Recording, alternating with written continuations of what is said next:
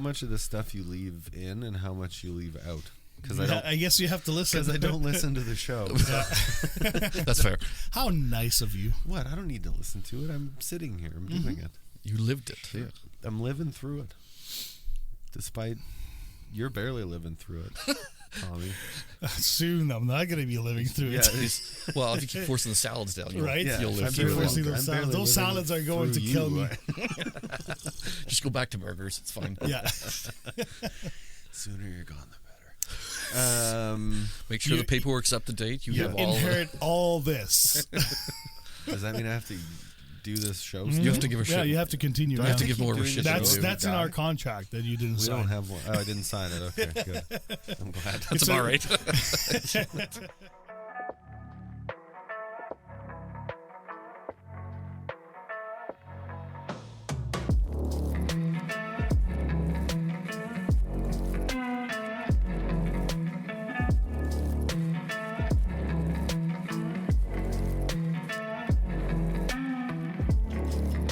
All right, well, welcome everyone back to the Quiet Riot Show.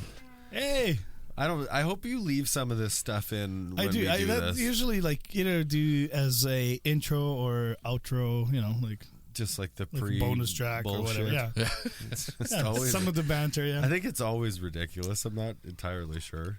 I guess I leave enough in so it's appropriate. Yeah. Well, what's appropriate? Yeah, between you two, I don't know what's appropriate.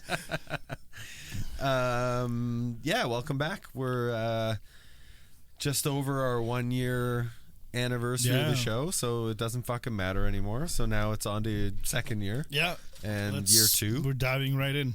Yeah. So if you're new here, welcome. If you're still here, I'm shocked. And thank you. And also thank you. Yeah, sorry, I forgot that part. You know, it's weird when we do shows with like people who have been involved with as the other guy that I was. Oh, I just like, there's a part of my brain that has to take a few minutes to like transition into that because I just want to be a piece of shit. But I remember I got to be a different kind of piece of shit on this show. Well, and our today's guest, like he also knows you as that piece of shit. That other piece of shit, yeah. So you're actually having a show with a different piece of shit, but same person. And just for the audience, like the piece of shit was an act, and that was it was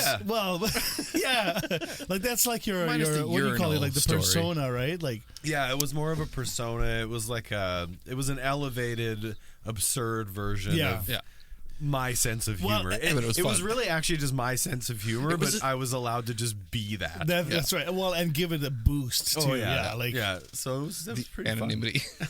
under the guise of a name that nobody recognized. Yeah. So like that was probably helpful on many occasions. That's right. Yeah, that was hilarious. Don't go back under the radar a few times, maybe. Well, you never heard the stuff that got edited out. Oh no, I know. I just remember all the stuff that got in. So. Yeah, the stuff that stayed in was bad, but I still remember the live recording of Wheeler and Candace at what was it, Four Crowns? Oh, when we did the live episode. Yeah, of Four Crowns, I never listened to the actual episode afterwards, so I have no idea what got edited. I don't know either. I never listened to the same with this show. I never listened. I was there, so I just remember the freaking the Slovak piss that you brought. That day. The moonshine. Yeah. You want some? Maybe the second half. Let's get into it first. But, so Leo, thanks for joining us today. That's our guest. He's one of the original. We used to call each other scumbags. You're welcome, listeners, and that's thanks to you. Him. You named us, and we're like, well, we're either gonna fold and get butthurt, or we're just gonna own up to it. You gotta lean in. Exactly. We just embraced it. And that just became almost like a trademark word for us. Yeah, so that was hilarious. But welcome here Thank today. you guys. I know we've chatted months and months ago, but I'm happy that we finally were able to bring you in here and you sharing your story, which is really... I don't really even know much at all. Yeah, like when you told me, when you reached out and like, hey, I have this, I was like, holy shit, this is perfect for our show. I mean, as in thanks, like, thanks for going through it. Yeah, like exactly. So we could record an episode. Like, really, thank you for going through shitty I put time. my mental health on the line just so you guys could have a good show. That's right. See, I was You've thinking always about been this. one of the nice ones. That's why I like you. That's the Mennonite side. That's why. It's the always pleasing everybody's side. Yeah. Making sure everybody's okay except for myself, right? Yeah, right. Well, you put yourself. No, we're self-sacrifice. You're like Jesus in the show right now. Actually, it's Jesus. Jesus. So yeah, you're here. Yeah. We've covered a lot of different topics on the show over the past year, and like none like yours. No, so it seems like it's the first of its kind for you guys. We'll ease into it a little bit here, but well, and then that's. I appreciate that you're here. I really, honestly do, and I think that this is for sure something that I've never had a conversation with someone about. It's still a difficult topic, or really seen happen. I have one friend that maybe, but I don't even actually know your story a lot, so I'll figure that out after the fact. But thank you for being here. Thank you for being willing to share. And like, I know this. Sometimes sitting in the other seat on this show is probably uncomfortable and a little bit weird, and we know each other a little bit, and so makes it a little bit easier. Maybe a little bit easier, but it's never easy. I hate it when we talk about me on the show. So I hate it when you talk about yourself. Hence why we have guests and shit like that, because I fucking don't want to talk about myself. But yeah, no, that, and again, like, joking aside, like we love hearing somebody going through some stuff and they're still here, they're dealing with it, because it helps us understand what you're going through, helps the listeners understand what you're going through, and maybe it will help somebody else to kind of, with maybe they're going through with the same shit, and help them through those tough times, right? So and it's something from that standpoint, I love that you have a story to tell. So I definitely want to get the story out there, because I think for me it's going to help me kind of face the story, because I've in all honesty, I've kind of been hiding from it a little bit, because it's been so overwhelming, and I have kind of isolated myself and become a bit of a hermit the last year, even more than I was before. But yeah, I felt it was time to kind of reach out and just get the story out there, and just to be able to get, because I can't do this on my own anymore.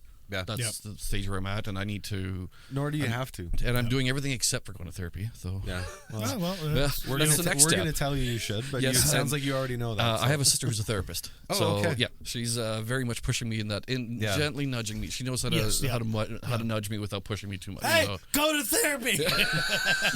I think part of her would wish that. I think, honestly, sorry, Shelley, but she would probably wish that. So before we talk, we actually tell our listeners what the story is. Let's do the check-in, and then we go from there. Sure. Okay.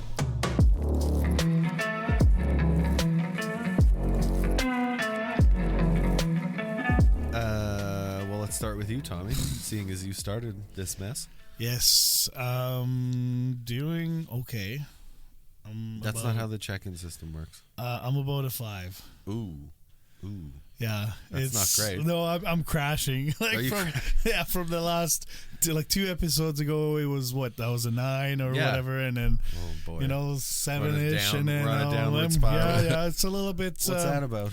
Well, I had a doctor's appointment and for blood work, and that didn't come back the way I wanted it, so I need to do some self-repairing, I guess. That's all right. Let's call it that. Yeah, that's fair. Without going into detail. So it's going to be how we've talked about it, like sometimes it's not good to worry about like what's going to happen like down the road, and sure.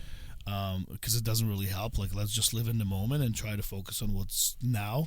But oh man, like I'm just like, I need to get on this certain diet where like I have to eat healthy and get my shit together. And I'm just like, okay, now it's actually pretty good timing because my wife is off work for the summer. So, that pressure of coming home and, cleaning or cooking or whatever, it's not there. But I'm like, man, when she goes back to work and I go back to my crazy busy life, I don't know how I'm going to handle it. But maybe like... So hopefully these 2 maybe months have a couple of months to build some good habits. Yeah, or some a new routine, habits. and exactly. So hopefully it goes that way. But I'm just like, it's in the back. It's very fresh, like couple days. Okay. So I'm just like, I barely slept last night, and well, you don't sleep much anyway. no, and I slept even less than that. So jeez. Yeah. So it's just I'm a little tired and not 100% there, but it'll get better though. The nice, and maybe not the nice thing, I don't know, but like you're at a point where like, and you just told me a tiny bit before we started the show, but like you have an opportunity to change it. Yeah. Change the circumstance. And thanks for making fun of me for that. Yeah.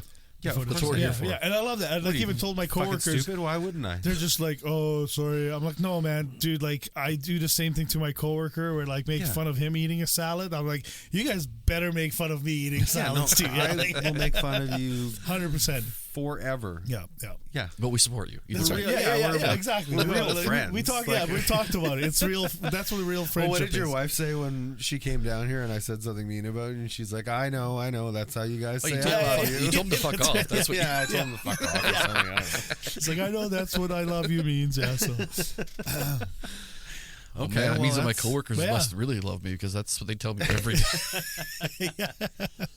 But when I tell that to my boss, I actually mean it. It doesn't, oh, anyways, I'm just kidding. Yeah. My boss is actually pretty cool. Timmy. What am I today? Today I'm tired 7. Oh, okay. Yeah, I'm going to say I'm a tired 7. That's not that bad. No, I actually feel pretty good. Just tired because of... Just not sleeping great. Yep. Oh, man, this new fucking thing is happening with me, and I don't like it. Please elaborate. And I'm doing my best to break it, because there's no way I'm living like this. But I'm in this like cycle now, and I feel like it's because I'm just getting old, but I'm not willing to accept it, that my body just like wants to wake up at 5 o'clock in the morning. Yeah. But then, like, at 10:30 at night, I'm fucking tired. Yeah. It's ridiculous. I don't... Fuck that. You like staying up late. I would prefer to not fall asleep at 10:30. My daughter's been making fun of me, saying, do you need help getting up the stairs? We tried to watch a movie as a family the other night. It was like 10:30. I fell asleep in 5 minutes. I was like, well, this is we started watching ridiculous. A movie at 8 o'clock. I'm out within half an hour. Oh, for sure. For like, sure. I'm not living like this. I'll stay up late drinking and having a good time, concerts, no problem. Yeah. You put me in the lazy boy in front of the TV. It. Oh, I'm out. Yeah. No, I'm not living like I hate that. It fucking pisses me off. So this has been what like, I think kids means. This has been going on for a week and a half maybe, where I've been fighting it. So last night I stayed up later, which was nice. But like, I'm really trying because I'm like, I don't want to. I'm not doing this. I'm not fucking this 5 a.m. Fuck you, 5 a.m. You still got up at 5, didn't you? Yeah, but I'm staying up later. Yeah. So like, I'm fighting it. I'm fighting it. But I feel eventually you'll get used to it, and then I don't want to get used to it. No, I don't want to be like you, eating salads and whatever else you do. Drinking water. Yeah, drinking water. I mean, there's rum in my water. Yeah, sure. Which I hope my doctor doesn't see this. So, hey, at least if your doctor's listening, they know that you ate a salad. That's right. Right? Look at that. Yeah, he didn't eat a salad. It was a steak salad minus the lettuce with 3 pounds of bacon on it. Cooked in lard. So I do feel good. I've actually been very productive lately. I feel good about like work is good and all that feels good. Family feels good. My daughter's home because it's summer and like we've had some fun and she's it's good. Things are overall pretty good. Awesome. How about you, Leo? So you guys do the 1 to 10 rating, right? Yeah. It's actually funny when my sister and I watched one of your episodes recently, just to kind of get a feel for your flow and everything. Yeah. And you guys talked about that. You don't listen to every episode? Oh no, I wanted her. Oh my God, we're done. I've probably listened to more episodes than Tim has, though. Yeah, you know what? sure. I guarantee you have.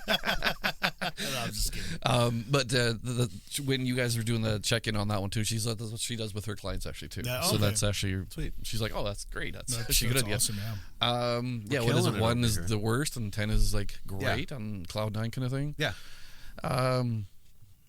Today, I would say about a 4 or 5. Okay. Average. Okay. That's about where I've been coasting for the last little while. Okay. Over Christmas, it was much lower, but now that summer's coming, I've actually noticed a big difference though too with more daylight. Honestly, that's a huge you're like that too. But like the clouds been pissing me off lately. Like it's just way too much. Oh no, I don't mind the rain actually. I just like the sun being out longer. Yeah. That's a big one for me. Like it's the whole seasonal effectiveness, whatever. Right? Yeah. So that's I would say about 4 or 5. That's okay. About where I've been for the last little while. Okay. So I'm hoping to bring it up a little bit. Yeah, that's good. Nice. I mean, just having the hope to want to bring it up, that's probably already a good thing. Yeah. So getting myself out is helpful that way too. Just you're not telling yourself this is the best it gets. No, right? no. I know that there's better out there. Yeah. I'm in the shit right now, so I have to waddle my way out. And sure. It takes time, but just one little bit at a time. Yeah.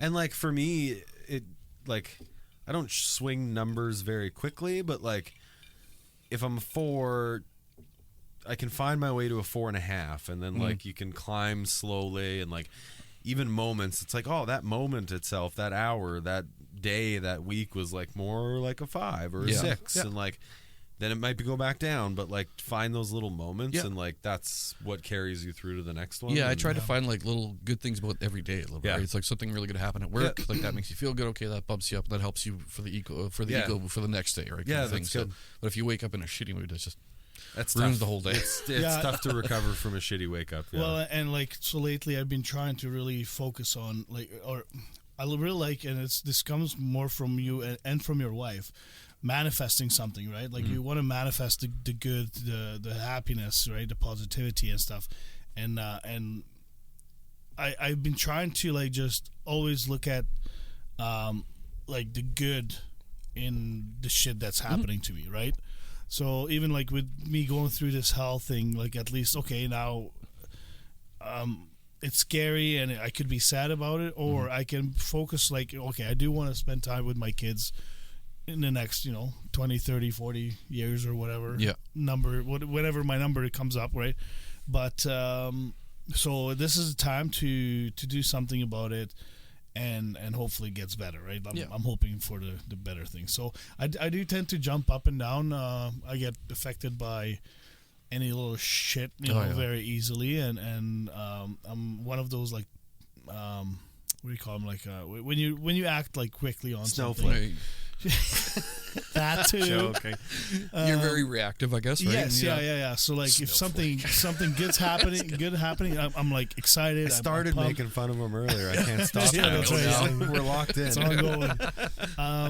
But again, if something bad happens, I used to take it like really tragically, like right away go to the worst, and so I'm trying to stop that part. Right? Like I'm okay if I get excited about something and I jump to a 10 right away. I'm okay with that. I just don't want to jump to a 1. It's the quick down. The quick downward thing. When you get down to that 1, it's hard to come back up. That's right. So okay, Leo, so we obviously brought you here to have a chat. I hope you're as prepared as you can be for that, which I would guess sitting in the hot seat across from us is not always the most exciting feeling when we're about to talk, but thank you for being here. I want to say that right off the hop, and we're so grateful for people that are willing to come in and share their stories, and I know it's probably not easy, and we just chatted a tiny bit before we started, but like I know your story's tough, and like it's also one that I think people need to hear, and like that doesn't get talked about a lot. And so where do you want to give us a little back story, sort of what you want to talk about? So just as a preemptive little story, there's in 2019 I dated this girl in Winkler. She had 3 kids. She becomes an integral part of the story. So that's why I'm only giving you she has nothing actually to do with the story, but the fact that I dated her runs into it. So we dated for about 10 months. It was really well. It was actually one of the best relationships I've ever had. It ended because of various reasons, but at that point, COVID was just about hit at that point. So I was like, okay, I'm just going to take a break. I'm just going to take a series of bad relationships before all this, and I was like, I just need to take a break and just kind of settle down and figure out where things are going. So that ended in 2019 December, and I had been single since June of last year. So never not dated, nothing. And then all of a sudden, I met this woman. We went on a date, and it just from day one, it was a gong show. How'd you meet her? Online dating, actually. Okay. Facebook dating. Okay. So if anybody, I found out later on she's still doing that too. So it's online dating is where she gets her, where I met her. We ended up going out for coffee and then dinner. We just went down to the Forks for some drinks. And I didn't have to pick up my son until later that evening, so we ended up going to Boston Pizza for dinner that night, and that's where we chatted. And she was very good at drawing out information for me. Okay. So she got all these details from my past relationship from this woman in Winkler. She says that my ex now, she said that she had actually lived in Winkler, so she knew who my ex apparently was. Okay. So it spiraled from there, though. She just and she slowly started. Like what she didn't. But I don't think she really actually knew her. Okay. So just but she used that as a gateway to start bothering me. Yeah. She really was like, okay, I know. Like she at first she told me and one of her best friends were dating this woman at the same time. Not the case ever, but that's the story she kept making up for me, right? So, she just kept. And she actually, I would get text messages. All of a sudden that night, I got a text message from this ex from Winkler all of a sudden saying, "Oh, I'm still not over you, and I still want to be with you, and why are you dating this girl now? And I heard you're with her." And then it was never true, right? So she just started lies. She started, she sent me a random text from a phone number I didn't know. Okay. And that's where it all went. And I didn't, it kind of went really slippy from there. She and did this very was like slowly. after the first... This was the first date. She's already texting me from this fake number from my other ex, saying, "I don't want you to date this new ex. I want you to be with me again still." Okay. Yeah, I know. She's making up stories. Okay. From day one, right? So, like in that initial moment, you'd had one date. Our first date that we spent together, and I was like, "Well, this is crazy." Was the first date it was great. Good, or was it like? Yeah, we got along great. We talked the whole time. It was like we met up early afternoon for coffee at Starbucks, and it was a good chat the whole time. Okay. Dinner, the drinks that we went for at the Forks, again, just very good at drawing out information for me. She asked the right questions, and she was just very good at keeping me talking. So then immediately it like started getting weird, like the same because the next day. That night, she's texting me that she's I found out later it's her. Texting from her burner phone. Yeah. So she's pretending to. She had two phones on her all the time. One was hers, one was a burner. I found out later on. But so she's texting me from a burner phone saying she's my ex from Winkler and don't date her. I want to get back together with you. Blah blah. It's a drama shit show from the beginning. She starts making up accusations about how I assaulted her children back then in 2019 when I was dating her. Okay, let's rewind a little bit. So you had the first date. Yeah, and it started right away. Right away it got weird. Yeah. Now what at the time, like now you know a lot of stuff. Let's go back to that time. Like I thought it was the craziest thing in the world. Like even in that moment you were like, what the fuck is happening? How is this happening to me? Yeah. Like I don't have a life like this. Like my life is so calm. So so this girl pretending to be your ex. Saying that you assaulted I assaulted her children. Ex's children. She had 3 kids from her previous marriage. Jesus. And she's now saying that it got worse. This is just it's I'm just scraping the surface on that one. Okay, so that how does date number 2 happen? It just that's where it gets a little bit blurry for me because date number 2 was just. They were fine. We just go for coffee or for dinner and just hang out and like nothing abnormal, nothing unusual. But the conversations that she started with me, with her, she said her friend Ryan, so-called friend out from Winkler, was also dating the same woman I was dating back in 2019 at the same time. I was the other guy. And at this point, are you like believing these stories? Okay. Yeah, I'm believing it because, I mean, why I'm a trusting person just in general. Well, there was no red flags that probably went off, right? No, absolutely no red flags. She was not once was she ever mean or vindictive or anything like that. She was always just very. She was always very attentive and paying attention to me, like. She was listening to my stories, and I felt heard, which was, sometimes a bit of a rarity. So he's like, "Oh, this." As a man, it feels nice when you're heard. Yeah, for sure. And so she was doing that. She was playing into all my she did it with everything of mine, she was able to draw information out of me that not a lot of other people could have, or at least she had a way of just getting every little bit of personal information out of me, because she knew that she had built a little bit of trust with me. Yeah. So she just kept building on that trust, right? And but at the same time, she was also playing the villain at the same time, but I didn't know that. In the background, I didn't know. Everything was completely fine. And it just kept going that way. Just, it was little things here and there. Well, it was now you're being investigated by the RCMP, and like, when did that? So through all this, keep in mind, she now has told me that she's rich. Okay. She comes from money, from family, or from family money. She's wealthy. She doesn't need to work. Yeah. But she does. She wants to keep busy, kind of thing. But she's a millionaire, basically. Okay. Doesn't ever have to work. So she's enticing me with all this stuff, right? She's like, oh, throwing everything at me. Like, she's paying for all the dinners and everything. I never paid for a thing with her. She paid for everything, booze, everything. She always covered it. I have no idea where she got her money from, because it turns out the job that she told me she had, wasn't actually her job. Okay. The company that she claimed to work for, they called and they said, no, she never worked for us. So. Okay. Yeah, it's and then but getting ahead of myself a little bit. Sorry. Yeah. No, I'm gonna and I might happen. I might jump back and forth a little bit. There's a lot of little details that I might jump over, because there's a lot that happens. So, but yeah, she basically just built. She kept building on the trust with me. Yeah. And just kept making the story crazier and crazier. And because she said she was rich, she said, well, all the assault charges or whatever the case you're facing from Winkler. She goes, well, I'll cover the lawyer fees for that. And so now how did was there actually assault charges? Like, no. did the RCMP actually show up? No. Or how were you hearing this, and what was happening? She was, because she said she would hire the lawyer for me to... okay, but how did it show up in the first place? What do you mean? Like, how did... Well, she told you this. She told me that? everything. She told me this. Oh, she told me this. Okay. Yeah, no, she was telling me this, and then my ex was then at that point telling me, well, I'll just pay for your lawyers, and I'll deal with, like, don't worry about a thing. I'll take care of everything for you.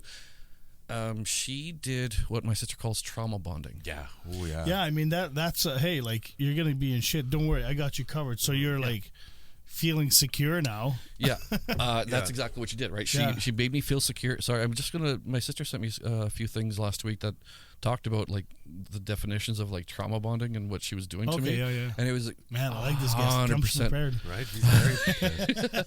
100%. I was, all the things that she sent me were very much accurate to, like, the 7 stages of trauma bonding is what she sent me. So there's always, excessively flatters and praises partner to win them over. Like, she was love bombing me. Yeah. Everything I was great. I was the best ever. I'm a great father. I'm a great person. Like, you don't deserve any of this stuff. You don't deserve the people making accusations against you, but kids that you never even touched and Which that kind of she stuff. made up in the first place. That she made up. Yeah. Ooh, that is... trust and dependency. So does everything to gain the partner's trust and dependence. So that's what she did, right? She created these.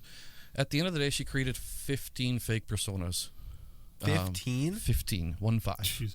I have them all on my phone still. The thing is, like, if you're different phone numbers and fucking... she was one of those Scrambler apps or whatever, one of her Scrambler apps. Okay. Yeah. So, like, the word rape gets thrown around or sexually assaulted around a man, like, you're right away feeling fucked, even if you didn't do anything, but somebody makes it up, right? Yeah, I didn't do anything, but she knew that, like, her youngest daughter at the time out there, the girl Winkler, her youngest daughter was about 2-3 years old. Yeah. So she's very vulnerable. Yeah. And I got along so well with her. Like, we went to, like, she clung on to me like crazy. Yeah. She was very attached to me. And so that was one of the reasons why that relationship was hard to get over, is because that little girl was but that's who my ex now claimed that I was assaulting. Well, she just preys on that. I did nothing. Like, in my mind, I'm going, I never touched that girl that way. Yeah. Like, I held her and I held her in my arms and that kind of stuff, but it's a fucking kid. That's what you do. Yeah. But it, and she was attached to me. She loved me. It was a really nice bond I had with her. How long was that relationship with the one from Winkler? Yeah. That lasted for about 10 months. Okay. Yeah. Okay. So it ended just before Christmas of 2019. Yeah. Okay. And then but she made me trust her completely on everything, right? So all these accusations that were being thrown out, that RCMP were investigating me and all this stuff. Like, I had calls from RCMP as well, like the Winkler police and all that too. They were calling because there was just a gong show. Like my son's mom got involved a little bit with that stuff, so she was calling Winkler. She had heard about some of these stories, so she was calling the Winkler police, trying to find out about this stuff, and she did oh my God, it got worse. It was a thick story. It's just getting there. So she had 15 personas. 15 different people. So she pretended to be. It started from my ex and Winkler to 2 different phone numbers for her. Apparently, she made up her boyfriend, fake boyfriend out there. 2 different lawyers, her boss, her parents. There's a few other people that were in there. Oh my God! 15 people that she made up, and that's how she did it to me, right? How do you keep track of it? I fucking no idea how she kept track of that. That's what I wonder with some of these people. Like, how do you even keep track of it? Well, the thing is, what she did to me is, I guess if you don't work, you got time. I don't know. She does work. That's a full-time I don't know job. what I found out later on where she does actually work, and nowhere near what she fucking told me she does. Shocking. She's a stripper. No, thankfully not. But I did go get checked afterwards because, like, I'm not risking anything. Yeah. Okay, so it's starting to unravel. Like, when did you know? I didn't. Not until the very end. I didn't know something was wrong until the very end. Oh, fuck. Okay, so you're in it. I'm fucking in it. So you're believing everything that's coming out of her and all these text messages. Yeah, and I realize. So part of the story for me is the tremendous amount of like guilt and shame that I feel because there's so many red flags that were coming up from everything. Right. I look back on the story now and I'm telling it to people. I'm going, fuck, that's a blatant red flag. So what do you think caused you to ignore them or not see them? She drained me. Maybe a little bit of both. She tired me out. She was love bombing me. Was it ignoring and not seeing it, or was it not seeing it? And I think if I did see it, I was choosing to look the other way because I figured, maybe that's a small price to pay for a comfortable life. Because she was offering me a comfortable life. Yeah, and it was love bombing and all that stuff. It's super like psychopathic. It's sociopathic. It's narcissistic. It's all those things, lovely fucking things. And I had I wouldn't say a relationship, a friendship with somebody who was very similar for a period of time, and like he was narcissistic, psychopathic, all those like insane. So I get the love when you say love bomb, like I actually really understand what that means. And it's just like when you come out of that a little bit, it's like, oh, that is so sick. Like you are so sick and so evil of a person to do that. Like to be able to do that. Like, man, that's not only to me, but she. Well, and I'm assuming someone like this, and I'm trying to speak a little more in generalities for the sake of you, and just some of the things we talked about before the show. But, like I'm assuming those people do that with everyone in their lives. Yeah, everywhere they must. Like, you can't just 100%. Pick a target and do it to just them. If you're capable of doing that, you're doing that too. He was not the first person. Yeah. Oh no!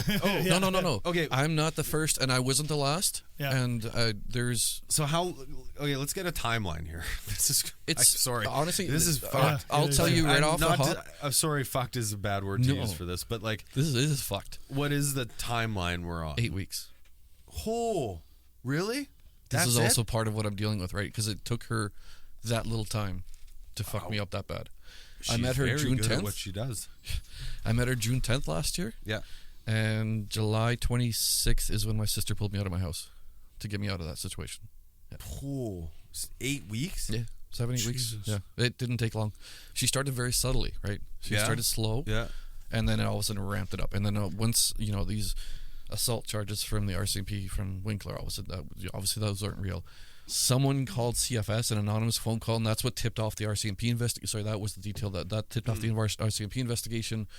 They ended up coming to my house to come visit me and have a visit with my place, and wanted to make sure that I had a safe home for my son and everything. Yeah.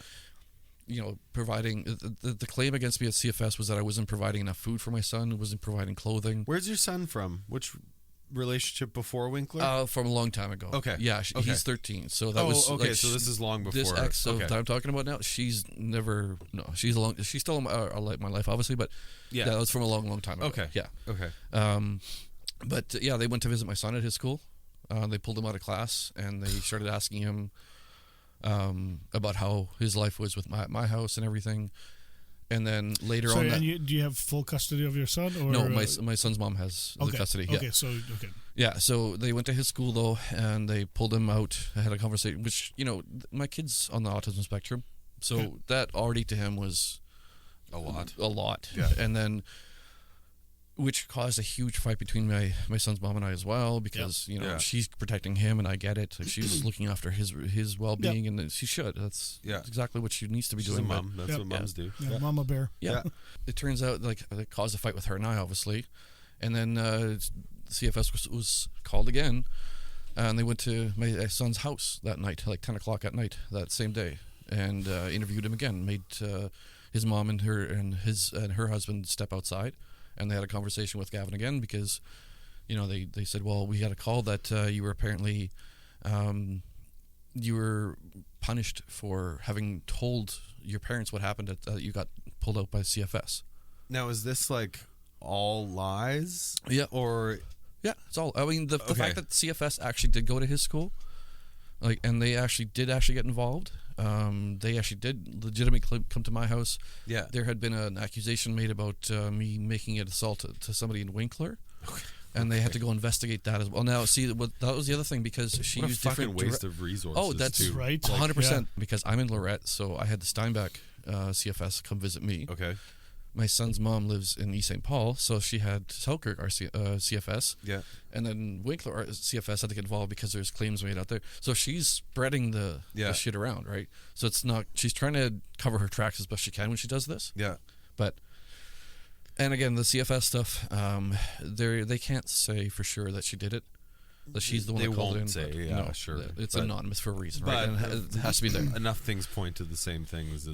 Yeah, sure. So yeah, it was, but that's part of it. Like, she completely love bombed me. She trauma bonded me with claiming that I was the other guy from that relationship. Like that my ex was cheating on this guy named Ryan with me and everything. So all this chaos, all this insane chaos is happening like very quickly. Oh yeah, and and I guess maybe I've asked this already, but at any point were you like, did you associate like everything in my life was fine till you showed up? Yeah. And like, now what the fuck is fucking happening? Yeah. Yeah, no, those were definitely thoughts that I had at that time too. Yeah. And I would question her too on some of her stories, and then that's when sometimes she would change the details a little bit, so it makes it more believable, because I would question some of the stories, right? Okay. Like, question the validity of the stories sometimes, or the detail. So she was really good at twisting words and changing, manipulating, it up to believe, make you believe her. Yep, she did everything in her power to make me believe every word she said. Jesus. To the point where she got me to propose to her. Oh my God. I'm married to her. You are? I'm legally married to her, unfortunately. Shit. Oh, fuck. Yeah. Okay. Yeah, that happened in a short period of time. Oh. Man, you were busy. Oh, that's not a good. Sorry, I'm not. No, yeah. Yeah. That's the thing. Like, I'm not a person who has a heavy social life. Yeah. Like, I'm very keep to myself kind of thing. Like, you must have been with her all every the time. day. At a point, it got to be almost every day, and I couldn't leave my phone. From work, from 8 o'clock on, she'd be texting me all day throughout the day and calling me throughout the day to give me updates. Did it damage your work? Almost. In your career? And I had almost, the thing is, I had just started a new job last year in February. Okay. And so it was a new company, new everything, and then this shit happened. Now I'm going, oh, fuck, what's my boss going to think about this? Yeah. Like, he just hired this guy to come to do sales for him, and he falls for these fucking tricks, right? Like, that, that was a big... luckily, my boss was good. He understood. That's good. He actually ended up giving me a week and a half off of work to kind of deal with some of the stuff. Yeah. Just so I could get through it. And because honestly, there was a time where I couldn't even think straight. My sister was doing almost everything for me. Well, basically. you'd get so turned around. Yeah. Yeah, I got fucking turned around. I was upside down. She was keeping me up until 3-4 o'clock every night, and then I had to get up at 6:30 for work the next day. Right? Make people weak. Holy fuck! That's what she did. Yeah. That's what she did. And then her parents had a cabin up by up at Grand Beach, and what's that town called? Did they actually? Hillside. Yeah. Oh, I know. I went there. Yeah. Did you meet her parents? I met her parents. And we never talked about the shit that happened during the week. Right? She'd always say to me, well, let's just take she would cause all this chaos during the week. And then she would, by Thursday, Friday, she's like, well, on Friday after you're done work, I'll come pick you up, and then we'll head out to my parents' cabin for the weekend. We'll just chill out there. We'll have some, go on the boat, go to the beach, just chill and forget about the shit that's happening in town here, right? And like when you went, that was what happened? Like it was like she gave you a break? Yeah. She doesn't give me a break so much. She... not a break from her, but like from the drama, from the chaos that she was causing. Like she actually took you out of it. She was still creating it, though. Well, I would assume that was part of it. I would assume it never stopped. That was probably part of it. This is also part of the... Yeah. But you met her parents. I met her parents, yeah. Did they know she's fucking psycho? Fuck?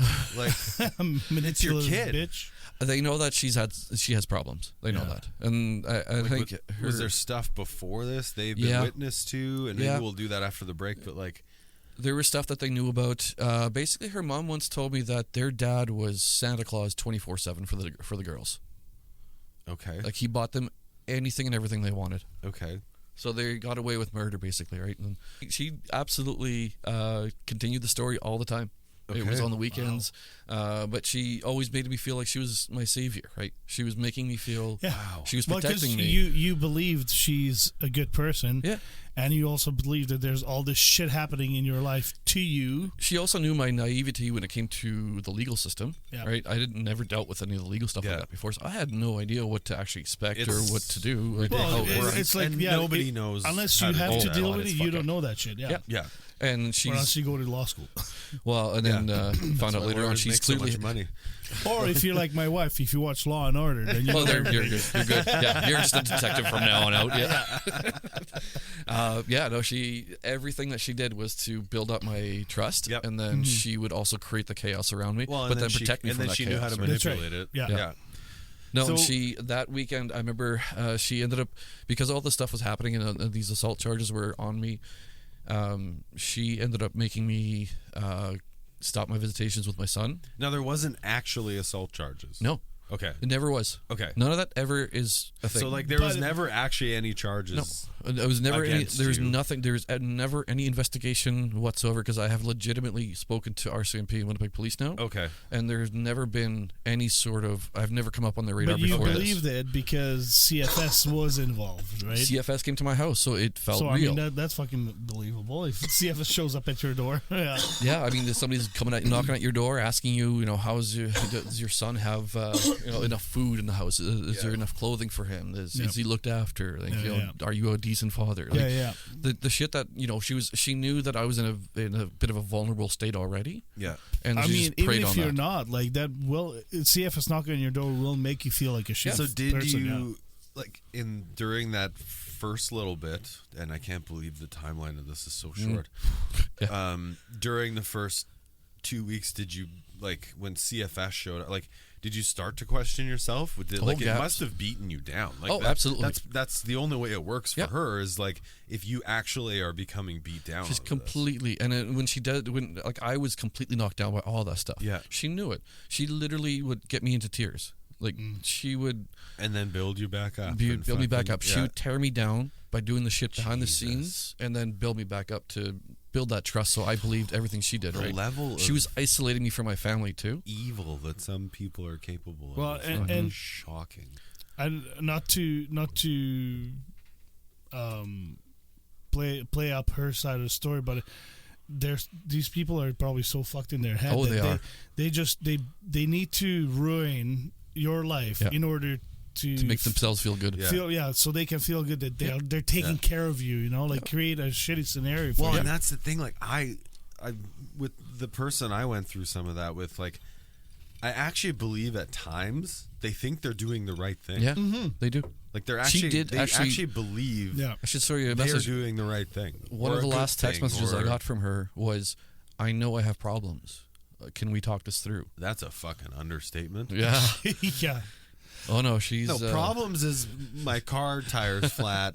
Yeah, exactly. Sorry, I need to eat a salad. Sorry, I got mad. That's a problem. Yeah, sorry, I got mad over nothing that one time. That's a problem. Well, what she also would do is, when she would see me get frustrated and angry about things, she would kind of see me boil over to a point, and I don't do that. I'm not a person that I have a long fuse for my temper. I don't know you well, but I know your heritage, and I kind of know you, and like there's completely no fucking way that you're the loose cannon. Like no. She completely, to the point where I would bubble over, and I would kind of not snap, but I would kind of just vent. Yeah, and sure. She would take that, and to me that was just venting to her. Yeah. To her, she would then take that, and that was just fuel. Oh, she would then use that, turn around and go, oh, well, I know you're going through a lot of things, but I'm here to help you. You need to stop taking your frustrations out on me. I'm here on your side. I'm doing everything I can to help you. You need to stop yelling at me and stop taking your frustrations out on me. Jesus Christ. She's causing me all this pain, right? So, why don't we take a little break? Sure. You were coughing earlier, so it sounds like you need a smoke. I'm ready for it. Yeah, that's correct. That sounds good. And we'll be right back. Hey, Tommy, among all the episodes we've recorded, there's one common theme, and that's getting therapy. We've talked about it lots. Many, many times. You had a really tough time making that first phone call. I had a tough time making that first phone call. I didn't even know if the person I was going to see was the right person, but you got to just try. Thank goodness we have a sponsor that makes it way easier now. BetterHelp has an online platform that allows you to fill out a questionnaire. They connect you with a therapist, and you get to communicate with them however you want. So whether that's text messaging, that's emails, that's through their app, that's video chats, you get all those options, and it makes it way less scary to be connected with someone. And if you're not into the person you talk to, they'll sign you another one right away. I've gotten assigned mine already, and I can't wait to use it. Like, by the time you hear this, I will have had my first session, and I'm super pumped to talk about it on the show. Yeah, I'm very excited about it, and like it's very easy to sign up. It took us maybe 5 minutes to sign up, and you answer just simple questions, and next thing you know, you got a message that you will be paired up with a therapist, and within the same day we got the therapist already, the name and a message from them, and we were able to communicate with them. So it's extremely easy. So please go to BetterHelp.com. Yeah, that's the thing. BetterHelp.com/Quiet Riot Show, and you get to also enjoy 10% off for your first month if you sign up using this link. So again, right here, I'm going to be doing it from here. Yeah, it's BetterHelp. Am I screwing it up? .com/Quiet Riot Show. Yeah, sign up today, and you're not going to regret it, because I'm already enjoying it. Just the fact that we connected with a therapist. Me too, man. Thank you to BetterHelp for supporting this podcast. My brain is racing, man. Yeah. Anyone else? Yeah, for Leo, sure. not you, but anyone else, like listeners, Tommy. Yeah, no, it's definitely a lot to take in. Yeah, it's a big story. And someday, can you write out the timeline? We have that already. Do you have that? We'll get in. I'll get into that too. When this is all done, because I know there's some things that currently we can't talk about because they're not finished or they're unsettled. But if you're willing, someday I would love to have you back when this is over, and like do a timeline, and just like do a fucking celebrate. Yeah, is what we're gonna do. Yeah. We're gonna have a celebration when this is actually over. So I don't want to. One thing I try not to do with people when we bring people into the show to be vulnerable and share their stories is like, I don't want to harp too much on the bad thing that happened. Yeah. So a lot of people come in here, and we have a lot of people on because a bad thing happened. Yeah.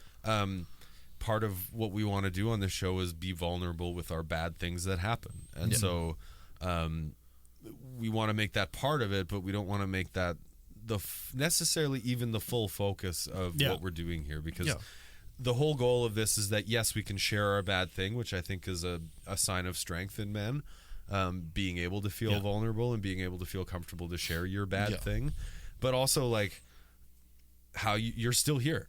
Yeah. So you're still sitting at this table. You went through essentially 8 weeks of hell. Yeah. I don't even know if hell would cover what you've been probably through. not. So I almost think, remember at the time he was probably, you were feeling like really secure that you have that person to lean on. Oh yeah, 100%. Even though you were dealing with shit. fully abused at that point. 100%. This wasn't I abusive. didn't see it. You were abused. Yeah. Like you were in the abuse. I was in it and I think deep in it, and I couldn't see it. I need to highlight that, like, and this can be opinion for me, whatever you want to call it, but like, we hear so many stories and we see so many movies and TV shows and things where like the shoe's on the other foot. Where this is happening to women. Yeah. Mm-hmm. And it does happen to women, and it's tragic. And it's fucking tragic, and it's awful. I'm not taking away from that. No. But we're here to talk about men, and so how often do we hear about stories where men are being abused by women? Not very often. And I think very rarely. I think it happens more than what we hear, for sure. I would almost guarantee it, which is why I'm so grateful that story. you're here. Like, I think you need to tell your story, and like that's your story to share, and you've chosen to share it, and I'm so grateful. But like, I think it does happen. This does happen. Yep. Yeah. And 100%. Like I said before, I know one other guy who had like an abuse story with a woman. We won't get into that, but like, it's not my story to tell. But we don't hear these stories, but they do happen. Yeah, and like, they absolutely happen. As a man, like I would feel so much shame. I would feel embarrassed, and like I'm not. 100%. No, this. How could I be so stupid? How could I? And I'm not trying to put words in your mouth. I'm just expressing how I would feel. And so, I've said those exact words to myself. Like, how did I fall for her shit? So like, there were red flags left, right, and center, and I ignored every single one of them. So you end up in her feedback loop. Let's just call it that. That's really for 8 weeks. Well put. Yeah. Now, somewhere in that, I'm assuming the last couple of those 8 weeks, a light bulb went off, or somebody who loves you or cares about you, like, you're here now, you're out of it. So maybe talk a little bit about like, what was the turning point for you, the TSN turning point? The QRS turning point. The QRS turning point. Sorry, no, we can't steal it from them. Like, when did it get so bad, or was something so just you had to get out? I didn't. So it affected. No. So obviously your family was seeing this. So in all of this, the only person to actually have met her in person was my mom and Richard, her husband, my stepdad. Right, so those are the only two. My sister Shelly and Mike, her husband. Are you close with your mom and stepdad? Yeah, we're fairly close. Like, cool. we live about a block apart. Okay. Yeah. It's and our entire so they know families, you, and you have a pattern of communication with them. And did that change? Yeah, 100%. And that's where my family was starting to notice it. Yeah. My sister, especially, I'm very close with my younger sister Shelly. Obviously my older sister Connie as well, but she's in Paraguay. It's a little bit harder to for her to be physically here for me, but she was part of the discussion the whole time, right? Okay. Thank God for the internet and all this stuff, because 20 years ago we couldn't have that kind of conversation with my sister down there. Now thankfully it's like I had a 2-hour phone call with her yesterday on like cool. it was nothing, right? Yeah, that's awesome. I love that. So like they were questioning everything, right? I was telling them everything. They had a hard time believing what was happening. Like they just didn't get it. Mm-hmm. They knew my partner from Winkler. They had met her, and they like, how? That doesn't make any sense. It's from the person that we knew. Well, and she was probably a kind Mennonite lady. She very much was. Yeah. My mom loved her because she was the one and only Mennonite I've ever dated. Really? Yeah. Oh, okay. I tried to stay away from my own kind. You shouldn't. You belong with your own kind. No.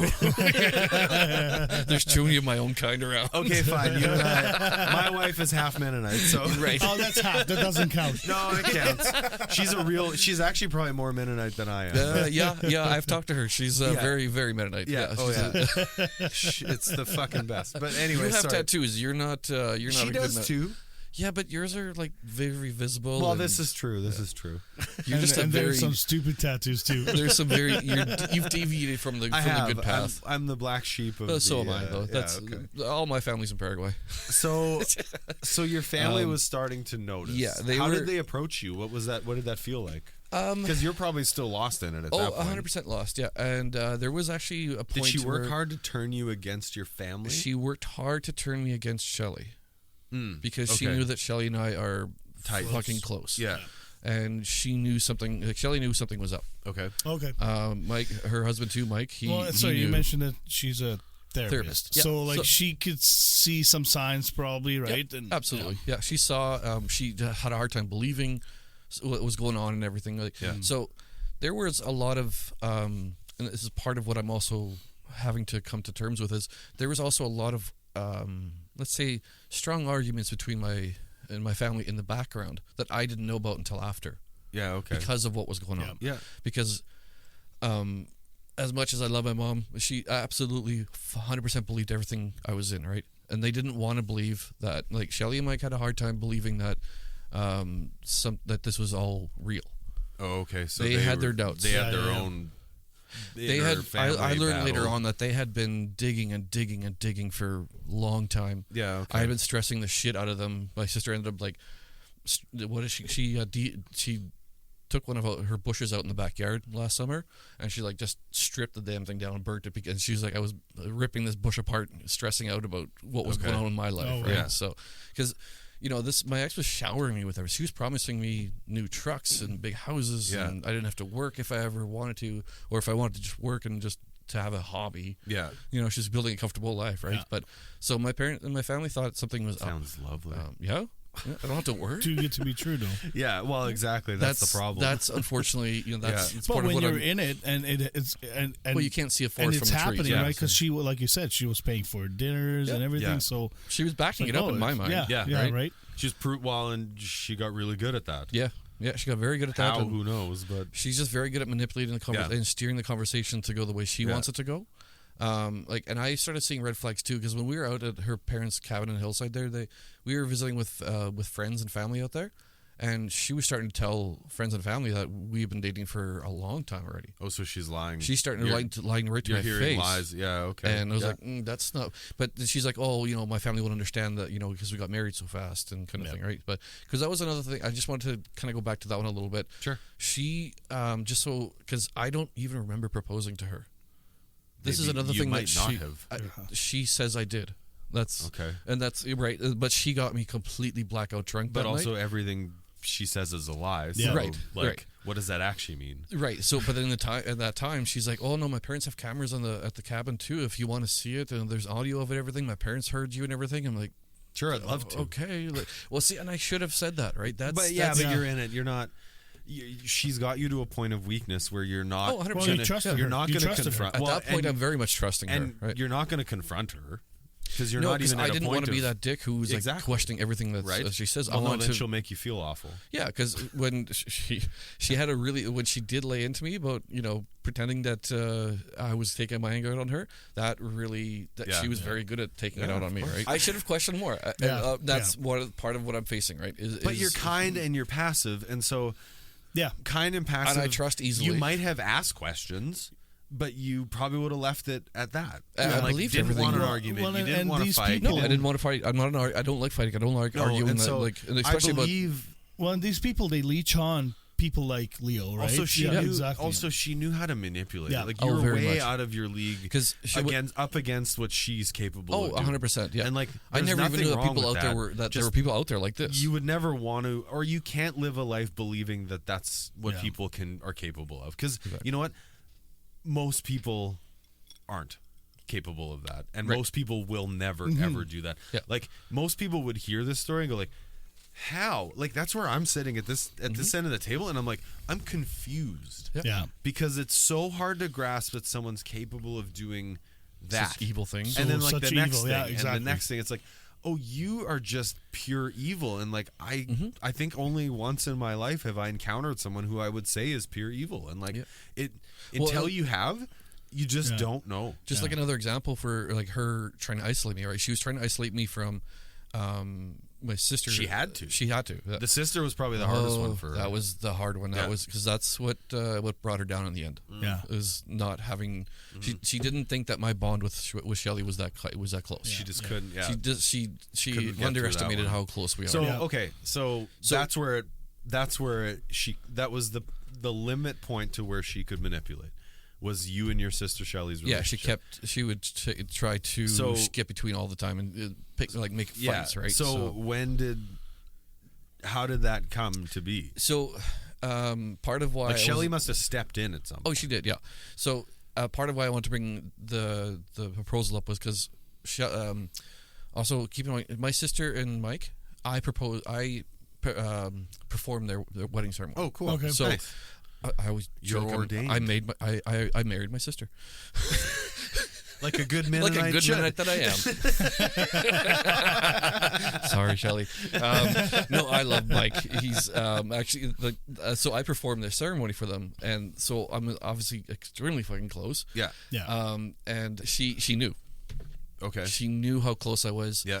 And she knew when the wedding was.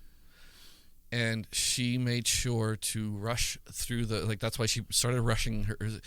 Once it got to that proposal stage, then she started really pushing things a little bit, and that's where it fell apart on her, I think, because she pushed too hard at that point. Because she ended up planning the wedding for the day before my sister's anniversary, which she knew would fuck it up, right? Yeah. She knew it would cause problems. Yeah. And she's like, oh, well, maybe we'll just keep this quiet and not do anything. But on that fucking burner phone that she had, she secretly texted people and saying, hey, congrats to them for their wedding nuptials and everything. Yeah. Like, she would use her burner phone to text my mom and that kind of stuff too, right? So she was purposely stirring the pot while she's trying to make it so that, let's keep this on the down low kind of thing, right? So okay, there was a proposal. You actually got married? Yes, so that was the weird part. She was arranged this everything a as sign well. The documents thing. Basically, we had to go to some place in Transcona where we ended up. It's Transcona. It doesn't count. Hopefully, I couldn't use that in court. No, that probably won't work in court. So for those listening outside of Manitoba or Winnipeg, Transcona is a very popular area. Google it. Just Google it, yeah. People like to bash it. Yeah. It's actually not a bad area. But okay, so you actually got married. We actually got married, so we went to a house in Transcona where there's a lady who writes up the licenses for the government and everything. So we did that. We met with her. We interviewed. We did the whole legit. It was passport. She had her passport. I had mine. And everything. What's the timeline after? Like, what week is this? Day you guys met till you got married. So the wedding was July 14th. So like 6-7 weeks. Yeah, it was about 6 weeks. Yeah, okay. And then I got pulled out of my apartment on the July 27th. I'm gonna say, So okay. So it was less than 2 weeks basically 2 weeks that her and I were actually married. So take us through the last 2 weeks. So that was hectic. It was. One would assume. Because I wasn't sure how to approach it myself. So I didn't really share that information with anybody at work even either. Yeah. And she would constantly harass me about that because I was like, well, this sounds like I was questioning that decision myself. Yeah. Like, why the fuck did I marry? Yeah. What the fuck? I've never married before. I've always, but she knew that. I always wanted to have that marriage. I always wanted to have the family, and she was offering that. She had a 10-year-old daughter, and I knew her daughter as well. Like, I hadn't met her. And she was promising me that family life, right? And she was saying all the right things to me. The thing you wanted. Yep. Yeah. She knew exactly what she wanted. Surprise. And she just I don't know. I guess she just wanted to. She set everything up for the wedding and everything. Like they literally came to our house to my apartment in Lorette. Yeah. They did a quick ceremony. The person who did the ceremony, she brought the witnesses. I didn't even know who they were. I'm assuming your family wasn't there. No, they didn't know. It was it came as a surprise, and it shocked my sister that I would do something at that close to her own wedding day, and that was having them there. That's the key, right? Because I would always have wanted. Because I felt when we were going through all this, I'm like, this doesn't feel right. Shelley and Mike aren't here. Like, I need to have my sister here. Like, this didn't feel the way I wanted it to feel. But again, not wanting to be the asshole, partner, questioning everything that she says, right? I go with the flow. Okay, maybe this is just what it is now. So she had me so deep in it, I just assumed this is what it is now. Of course. Right? I couldn't find my way out. I didn't know. Like, I knew it wasn't the right decision, but I was like, how the fuck do I get out of this now? I have no idea without causing a massive legal battle. I have no idea how to get myself out of this shit now, right? Yeah. So it was beyond frustrating for me. I was lost. I didn't know how the hell to do it. I ended up going to my sister's house about a week after I got married to her, and Shelly and Mike wanted me to come over and like discuss what was going on and everything. I think it was before. I can't see the timeline for me is a little bit fucked up. Okay. So but anyway, we do have the timeline printed out at my sister's house. We'll do it one day. Sure, that's fine. But I just I just didn't know how to deal with any of this shit, right? So I was completely lost, and she didn't know. I didn't know how she was gonna what the next step was for us either. And it just pissed my sister off too. She just kept digging and digging and digging. Rightfully right? so. I mean, and that's what it was. So it was both my sisters, Connie and Shelly, both, and Mike. All three of them were just digging and digging and digging to find information on her, like going on the King's Court bench on the website and everything. Okay. And they finally found her name, and that's when Shelly. So the one very important thing for me that I wanted to kind of discuss was like that night that I got pulled out. Yeah. So it was smooth. Like, to me, everything was completely fine, completely normal up until that Wednesday evening. So after work, her and I went to Costco. We did a Costco run for the apartment, like you get food and shit like that. Then we went to Montana's for dinner. Like, it was just a typical normal night out, right? I didn't realize at the time that my sister and Mike had actually been at my mom's house, and they were having a massive fight about all this too, because my mom wanted to believe everything that was true, just like I did. She wanted the best for me, just like any mom would want for their kid, right? So she wanted the best for me. So she's like, okay, well, this woman is giving my son everything he wants in his life, and so who might argue with that, right? So and it got pretty heated between Shelly, Mike, and my family, which again I didn't know about until later. But that night, so it was around 10:30 that night. Keep in mind, Shelly and I talk and we text pretty much every day, but we don't actually call each other very often. So it's very rare. You know that you have that somebody like calling you, you're like, whoa, what the fuck? Why is somebody calling me? It was I fucking hate when people phone me. I call him all the time. Yeah, I know you do. You do to piss him off. Yeah, that's true. 10:30 at night. Shelly sends me a text. She calls me. She goes, "Can you go outside? I need to talk to you alone." I'm like, "Oh shit!" Well, first of all, you're calling me. That's weird at 10:30 at night on a Wednesday. She's like, "Can you go outside? Is she with you?" I said, "Yeah, she's right next to me. We were about to watch a movie." So she goes, "Can you go outside? And I need to talk to you." Okay. Step outside my balcony, and she flat out told me she's been lying to you. She's not who she is. We found out who she is. Everything about her is false. Nothing is like. Ooh. So keeping in mind too that at this point she convinced me to cut visits with my son. Yeah. Okay. So my son hadn't seen me in about 4 or 5. Well, it was about 6 weeks at that point already. And so he didn't know that you got married and nothing. No one knew. Yeah. Right. So. Nothing like him and his mom were completely oblivious to any of it. Yeah. So that night I was like, I instantly believed Shelly. There was never a doubt in my mind that she was that there making was like this up or like she was like she's not that crazy jealous sister ever, right? She just wants the best for me as well. Yeah. So when she said to me that everything that she had said was a lie, like it was like just like what the fuck, and I looked into my living room and I was like, she's fucking sitting on my couch. Yeah. Like what the fuck do I do now? Like do I run away? What the fuck do I do? Like, so I said to her, I'm like, well, what about my son? Like, Tammy, what about my son's mom? Like, does she know? She goes, they haven't heard anything. Oh, sorry. The one detail that I forgot to mention is that she had also she was picking a fight between me and Tammy now, my son's mom. Yeah, of course. She got to the point where she's like, oh no, she was going after me for full custody. No visitations because of the charges from Winkler that were coming through. Okay. She didn't want me to have anything to do with my son. Yeah. She was going to go to the police and have like a protection order. She had a whole. Yeah. There's a whole other side to that story. I don't really want to get into that. No, it got really messy with that side of it too. Of course. Well, they were all messy. I would only assume. It was all messy. Yeah. So I just. Okay, I hung up on my sister that day, like on the balcony. Yeah. I just hung up on her and I immediately called my son's mom, and I said, "What is going on? Like, at that point, I thought she was legally fighting me already. Yeah. Right? Like she was again, she had been pretending that she had lawyers hiring for that. So now she's like, well, your ex hired this lawyer to deal with a custody battle for you and with you two now. So we'll just hire this lawyer. Will help you battle with her lawyer now. Which also wasn't true. Yeah. There was a whole.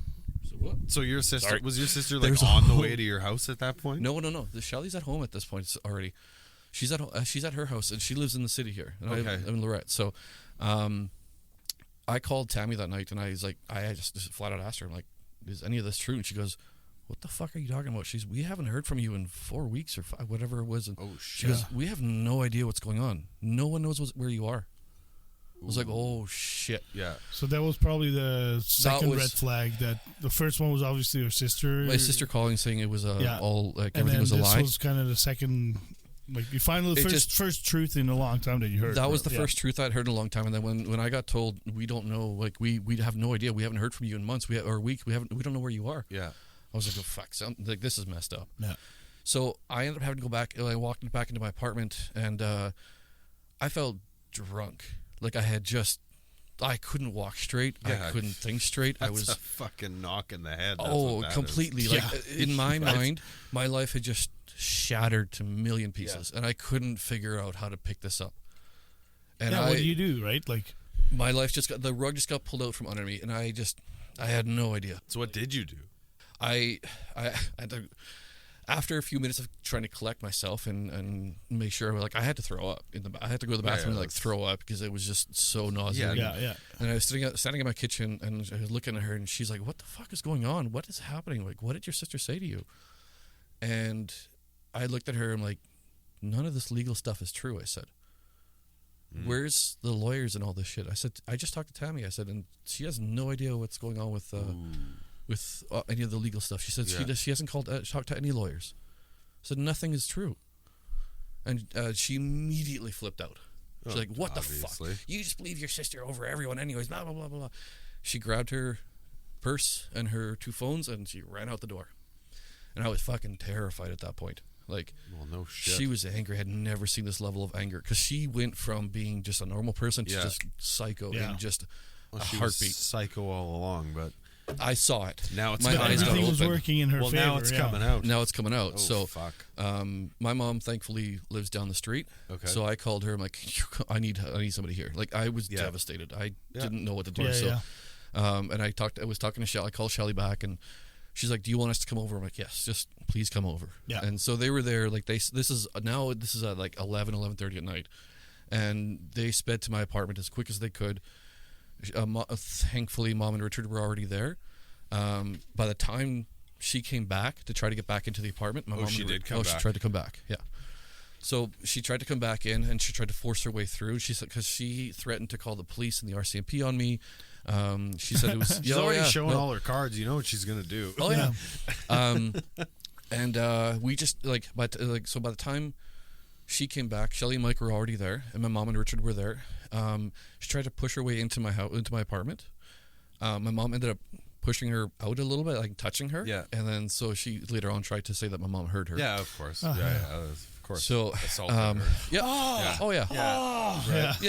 it just got really, she bombarded me, and she would text me and call me from various numbers, her other burner numbers. Sure. She'd be like, all of a sudden she'd be like, oh, this is your lawyer, we're done, we're not dealing with this anymore, or whatever. For Dad, you and I need to talk. And at that point, were you already like, all of this is bullshit? At this point, I was like, this is all bullshit now. Yeah, okay. And now I know this is bullshit. So you had a wake-up call. Yeah, like I had now you were awake. Now I'm awake. I'm like, what the fuck? This is now, none of this is real now. So I got it now. But I was devastated. Oh, like, of course. I couldn't think straight. Well, my you life thought was this just person that was helping you be she was your emotional support. Yeah. Going through all this fake bullshit, right? And I believed every fucking word she said for the longest time. So now, like, in a matter of hours, my life is shattered. You've now changed your whole. You figured out all of it was a lie. All of it. Yeah. How do you like? Fucking, oh my god. Well, and I'm sure you're still processing it to some extent every day, and like, we just packed up my clothes and we left.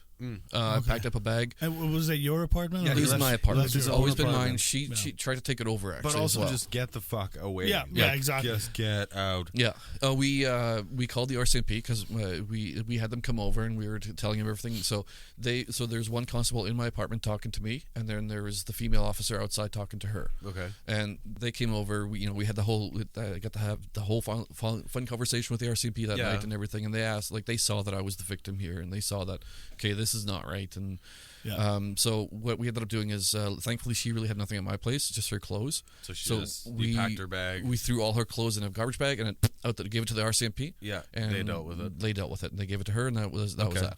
That's good.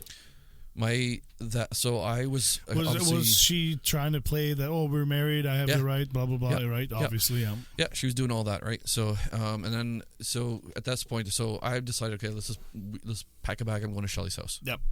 I can't stay here right now. Yeah. So we get to their place. I couldn't sleep until probably about 4, 5, 6 in the morning, something like that. I believe and it. then I was up right away, right? They have a futon that I always sleep at when I'm at their place. I sleep downstairs. I got up super early in the morning. I just went upstairs and I just laid down there and I couldn't handle what the fuck was going on, right? I was trying to figure out left from right. I had to call my boss. Like, now I got to deal with all this stuff, and my mind is just completely shattered. Yeah. And I'm having to all of a sudden call my boss and say, hey, I fell for a fucking scam. Yeah. Sorry. Like, can I have some time off? I need some time. I need some time to deal with it, right? So thankfully he was good, and that's been the one really good thing, is that he's been a good boss and helping me through that. Especially because it was a new career and everything too. A good boss would do that. Yeah. So and he knows it. I've thanked him for it several times, and my work knows about the story a little bit too, and not all the details. They'll probably listen to this and go, "What the fuck?" Now we know why he's so fucked up at work. So my first thought was protection order. Yeah. Like, I need to go and get a protection order. Like, I can't be around this woman. I can't have her anywhere near me. Sorry, just is there a difference between protection and restraining order? Same thing. Yeah. Okay. So I got denied on my protection order though. Oh, because I didn't have enough concrete evidence to get it right. So. Okay. Of course. Yeah. Never dealt with the legal system. No idea how the fuck to do with this. Well, and if you I'm never running have on 2 hours of sleep. Super complicated, and you're exhausted. I now know how to do it. Yeah. No, unfortunately. Not to be a dick, but do you think that the fact that you're a man asking for a protection order from a woman had something to do with that? No, the judge was not like that at all. No? No, he was not like that. I will say that the justice of the peace that I got was very good. That's good. It's not their job.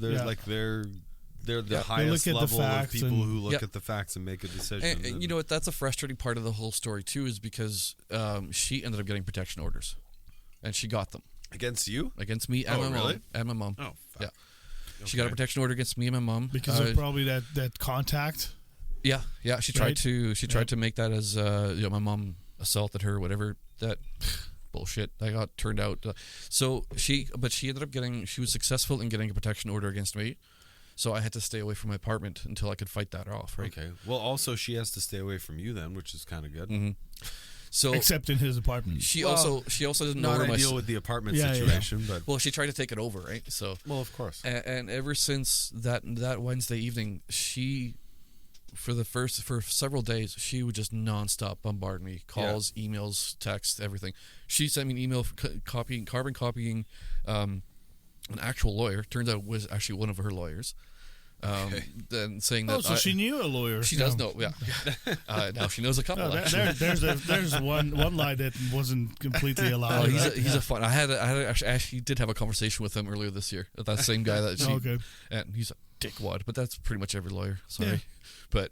It's fine. But no, so my protection order was unsuccessful. She got one though, so I had to stay out of my apartment for a while, right? So I couldn't get back in there.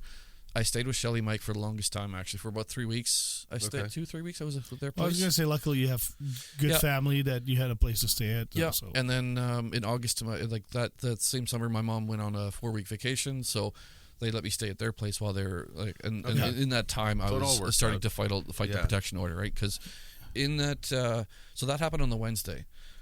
By the Saturday, we had to call 911 in Winnipeg because of her, because she wouldn't stop. She tried to have me, what's it called? There's a term for it.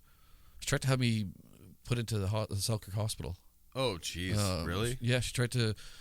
She said I was suicidal. I had suicidal thoughts, and so I actually still with the fucking like it's crazy. Yeah. I actually she knows what to say and do. Yeah, she does. She absolutely does. Because she's not stupid. No, she knows she knows the she's system. She's a fucking idiot. She knows the system. She's not stupid when it comes to what she's trying to accomplish. Yeah. And what's then your end game in this? Can I ask that? I don't know. Yeah, right. What's the end? What's the mission here? What are we trying I to don't know. I still don't know to this day. If you think about like some like serial killers from the and like these maybe people, the thrill is just the. I don't think it's the thrill. I think they truly believe that's the only person that you need to be with, and nothing else is valid, right? But that's the control freak. She was isolating me. Yeah, that's fair. Okay, because she was talking about even moving to Alberta and all this stuff. It's almost like they're so obsessed with being the one person, right? That sake. So now what? So that was a Saturday. Oh, a little sidebar to that story is like I ended up calling one of my old friends from when I was I've known this girl since I was 7-8 years old. We'd been family friends ever since. I just happened to reach out to her. I was like, hey, can you and your husband you and Jay, can you guys come over and hang out with my sister and I'll tell you the story. And it was crazy that just I needed to talk to somebody, right? So out of the blue, I just called her. I was like, whatever, I'll call Jen, see if she wants to come over. What did it feel like to tell the story? Same looks like that must have been the first time you've told the story. Well, other than to your sister, but also keeping in mind that it was actually ongoing when I was talking to Jen and Jay. I was telling them the story. It got to a point where I've been diagnosed with PTSD and depression and anxiety now. Okay. The PTSD becomes by my phone because she constantly harassed me over it. Yeah. I ended up chucking it across the yard last summer because I was like, fuck, this is enough. It got to a point where Shelly actually ended up filtering my phone. I didn't even touch my phone for a few days because she filtered everything to make sure that what was being said. Because on top of all this, she was also making fake Facebook posts about me. Oh, good. And she is still posting on those anonymous dating sites that are we dating the same guy or whatever. She only recently posted me again, saying that I was. Oh, that Facebook. Yeah. Okay. Yeah. That fucking. She's still trying to make it seem like I'm a douchebag, right? Yeah, of course. So she's still. I mean, I can't say that she's the one doing it. It's anonymous, but somebody no one else doing has that picture there of me except for her. So now I'm at this point. I'm at my sister's house, basically just staying there. Yeah. She took care of everything for me for the longest time. Just thankful for that. You needed it. I needed it, absolutely. Yeah. So the one night that we were kind of like, it was kind of calming down for us one evening. It was like a Thursday evening or something like that. And we were okay. It's about 9 o'clock. Let's just wrap it up and let's just kind of get ready for bed, right? My brother-in-law, we play Overwatch online. Okay. So he's like, how about we play a couple of rounds and we'll call it a night? I'm like, yeah, sure, that sounds good. And just as we stood up to go play games, I got a phone call checking on my mental health well-being because she had called it in. They did a welfare check on me. Yeah, okay. So they, but thankfully, again, Shelly being a therapist, she was part of every phone conversation. She said to them, like, look, this is who I am. This is my license. This is my credentials. My credentials here. This is where I work. Here's my phone number if you need it. And so he said, okay, well, I trust that, you're with your sister, you're with family, you sound like you're in good health, good well-being. Because she had been telling people that I was suicidal, I was threatening to make. Yeah. So, like not 10 seconds later, after we hung up, the guy calls my sister right away. I was like, okay, fine. Yep. That's their. That's their job. It's good that they do that. Actually, that's not a bad thing. Yeah. So then, at this point, I'm dealing with the RCMP. They know me already. We've had a few conversations. They know what's going on, right? That's who you want to know. So the RCMP officer I was talking to, she says, unfortunately, she was successful in getting the protection order, and I have to serve you with it. Okay. Now, she said she's trying to get into your apartment. So she goes, I'll tell you this. I'll do. She goes, if you come down to the station, like the St. Pierre's Relief Station, she goes, I'll serve you with the protection order. And then she goes, leave your keys for me here, and I'll use them to bring her to because she was at that point going to press charges on her. Yeah, okay. Yeah. So she used my apartment keys to lure her there. What charges can she press to you? The RCMP charged her with harassment. Oh, they charged her. Oh, okay. Yeah. I thought they were charging you. No. Oh, okay. They had to serve me with the protection order, so she could get to her. The RCMP officer wanted my keys so she could lure my ex to the station. So they could charge her. So that they could charge her, arrest her, and charge her. Okay. So I got the protection That's order. Smart. I like that. That's what they did. So they got her. They charged her with it was criminal harassment.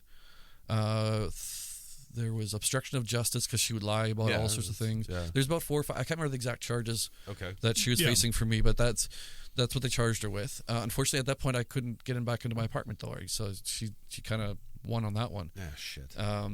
So that was I had to go to once I got served that order, the protection order was on the following Monday. My brother-in-law and I went right from the RCMP station to the courthouse, and we got to try to start fighting this protection order kind of thing, right? Trying to what's our next step, right? Fucking apartment. Yeah, I want my life back. And I got a text from or got a call from the RCMP officer saying, "Hey, by the way, you're going to be getting a phone call from so and so. Just so you know, I know who they are, and they're like, they want to talk to you." Okay. Winnipeg Police. Yeah. Okay. Nothing to do with the RCMP investigation. Now this is Winnipeg Police. At least she's giving you a heads up. Yeah. Well, because now at this point, when your phone rings, you probably don't believe anything you're hearing. No, exactly. That's the shitty part, because I'm sitting in the fucking courthouse waiting for my number to get called up, and I get a text saying, "Here's the information of the person that's going to be calling you," but it was a delay in the she took a picture of the Winnipeg police officer, the police officer took a picture of her card, sent it to me, and also sent me a long text with it. But the picture came in way after the actual text message. Shit. Okay. So I didn't. So I'm reading this message. I'm going, is that a legit? Like, I've seen so many of these kinds of messages. Well, and you must be questioning everything ever that comes through your phone. Absolutely everything. Like, I had no idea what was coming through, and then all of a sudden her card popped up. I'm like, okay, she's actual police. Okay, all right, she's real police. So she says to me, "Your name came across my desk, and we'd like to talk to you." I was like, "Oh shit, what?" Well, something completely different yet too now. Oh, so yeah. She said, "I know you're going through a lot right now," and she said, "But when you have time," she goes, "We just want to have a conversation with you about your ex. We know who she is, and we want to have a conversation with you." At any point in all these conversations, and I just have to ask, did you call a lawyer? Yes. Okay. Yes, I've several. Okay. Good. They man. all. Yeah. No, I know. Good man, though. A lot of them. Yeah, we definitely called lawyers. Okay, good. For sure. That was part. We had like several phone calls lined up with several lawyers until we settled on the one that we actually ended up hiring. That's good. But sorry, carry on. No, that's fine. So I said this constable or this detective case was she ends up getting me to come down to the Winnipeg police station. So I go down there. She barrels me through metal detectors and all, and we ended up having a 2-hour session in a padded room. Where I got to do the whole, I swear to truth. Do the whole. I gave my full-on witness to, because my family had actually done that before to the RCMP already too. Yeah, given official statements to the RCMP, which led to the arrest initially, and then so this detective then asked me to come in to share my side of the story because she's wanted for other things now too. Okay. There's good. We found out that in all my sister's digging, there was a horse expo, Manitoba Equine Expo, that she had scammed about $100,000 out of. Ooh, that's a big. Then no wonder she's paying for. That's how she's got drinks. The money. And then there was another one where this one really hit my sister hard. Is had been a fundraiser for a girl with it was on the autism spectrum for a service dog. Okay. They raised about $18,000 to get the service dog, and they never got the money. And she took it. Oh. Scammed. Fucking mother. But again, we shouldn't be surprised at this point. No, this is just who she is, right? None of this is surprising. But so it's that all answers just the question how she has all the money. Yeah, there you go. Potentially, and who those are the only two things that you guys know of. I know of. Yeah. So there's potentially more out there. So I gave the information all to them. That ended up getting. I don't know the details on that one yet so much either. But that ended up getting her. They ran out the door when I was leaving. Man. Basically, no. So then after that, what happened is, we ended up hiring this lawyer that, of all things, had already been dealing with her. Oh, really? He already knew who, because when I emailed he knew who him, she was. Yeah. Okay. When I emailed this lawyer, he's like, I got to be honest. He goes, I thought it was a scam. I didn't believe it was the real email when I first got it, because he goes, that name invokes a lot of mistrust in him. Interesting. He already knew who she was. And I didn't know this, so hence why I hired him, because on the King's Court bench, that's where I found out that just before me there had been 2 other victims like this. Oh well, but they never got as far as They never got as far as she did with me, right? Yeah. They got out before it got, but she still tried to go after them too, get protection orders and all that too. Yeah. So one guy hired this lawyer, and I ended up hiring the same lawyer. By the time we were doing all the paperwork and for that by the time it got to court, she automatically dropped it all. She's like, I'm not. She was forced to drop it all because that's the least of her worries. Yeah. So I would assume. Now, keeping it, so I got a call from the constable, from the detective. It was I remember it was a Friday early morning-ish, lunch-ish. I remember being at work, and I got a phone call, and I was like, okay, I need to answer this one. So I go to the back room. I was at work, and she's like, oh, the detective case called me. She said, by the way, we picked her up last night, and we interrogated her until 6 in the morning. So it was like 8 p.m. Wednesday to like 6 a.m. Thursday morning. They had her in an interrogation room. Yeah. Finally, the resources are going to the right place. Yeah. And she said she confessed to all her lies about me. Okay. So she... Fuck yeah. Yeah. That's a huge win. They finally... Oh, my coworker saw me that walking around back, and she's like, "Are you crying?" I'm like, "Yes, but these are happy tears." I said, "These are," because they had seen me break down several times at this point already. So when the detective case called me and said she's admitted to her lies and she was arrested, I was like, "Oh, thank God!" I just felt so. So does that negate the protection order? No. Oh, her protection order on me? No. Oh, that's still really. Wow. So okay. I have the transcript of what she said to the judge to get the protection order on me. Well, you don't need to share. No, but it's fucking hilarious. I would assume so. I'll let you read it one day. Sure. It's there's not an ounce of truth in any of that shit. She's claiming that we have a 2.5-year-old daughter, which I had. Yeah. Where's she gonna find a baby? She was living in Calgary. I didn't know. She'll steal one from somebody. Probably. Yeah, exactly. She'll get it from her second husband or whatever partner. Apparently, I had a 2.5-year-old daughter in Calgary that I didn't know about. What's your daughter's name? Apparently, it was Rebecca something. Oh, that's nice. It's a very cute name. And so you were here, and she was here, and the kid was there by herself. Yeah. No, remember, I have a vasectomy. Yeah. Well, that's shocking. A miracle baby. That's good. Yeah. Jesus. See? We go back to Jesus. It all goes back to Jesus. Oh, every time. But so because she admitted all this stuff, now I'm assuming your case against her isn't yours personally, is the Crown. That's the Crown. I have nothing to do with the Crown. So you're just like, you've given your statement. You're a witness that can be accessed. Yeah, if it goes to trial, outside of that, the Crown. It's all the Crown's charges. It's not at you against her. Nope. Yeah. Okay. No, it's the Crown pursuing everything on her. Okay. So gotcha. And that's where there's multiple charges other than from me. Yeah. So from me, because she's now facing. I was so I was very motivated initially to deal with all this stuff. And I slowly, over time, have unfortunately lost a little bit of that motivation because it was exhausting. It's so legal paperwork is fucking and now there can't be much you can do at this point. No, so I mean we're divorced. We're legally married at this point, right? So now we're having to file for divorce. So she files for divorce, has me served. I have to fill out all this paperwork. I can't afford to hire a lawyer to deal with all this shit. You've already spent some. I've already hired a lawyer to, at this point, my family had to hire a lawyer to get rid of the protection order for me. Yeah. So I can't afford to hire a lawyer to deal with that side of things, right? So, because she's asking for, spousal support and claiming she's pregnant. Just delay it until this shit's over. Gets really good. Sorry, maybe I shouldn't say that. Actually, am I allowed to say it? So, I did all the proper steps. Right, I took all the proper steps. I responded to the paperwork that I need to do. I took the time to do it all properly, and thankfully, I went to that legal help center in Portage Place. Oh okay. So they're helping me out there actually quite a bit. Okay, because that's free. It's a fantastic resource. We'll share it over here right now. Yeah.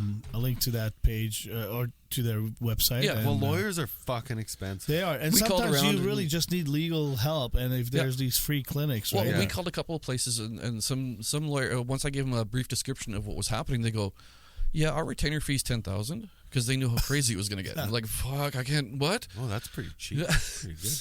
So I never had to call a lawyer in my life. I have. I know, like a lot of them in the last little while.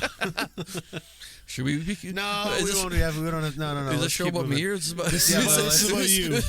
No, we're going to discuss now your little legal matter. We're going to leave that alone. That one I can't say. I'm not saying nothing. All good. But no, now. Okay, so you had some advice. I've gotten some counseling. I've gotten the help I need. I filed all the paperwork properly to respond to her to everything. So we end up getting a triage meeting. I got an email in December. One of the court clerks asking what time I'm available for a triage meeting with her. Okay. So a triage meeting to meet with both parties and a lawyer, yep. or between a judge. But she's not there, is she? She's there. Oh fuck. Yeah.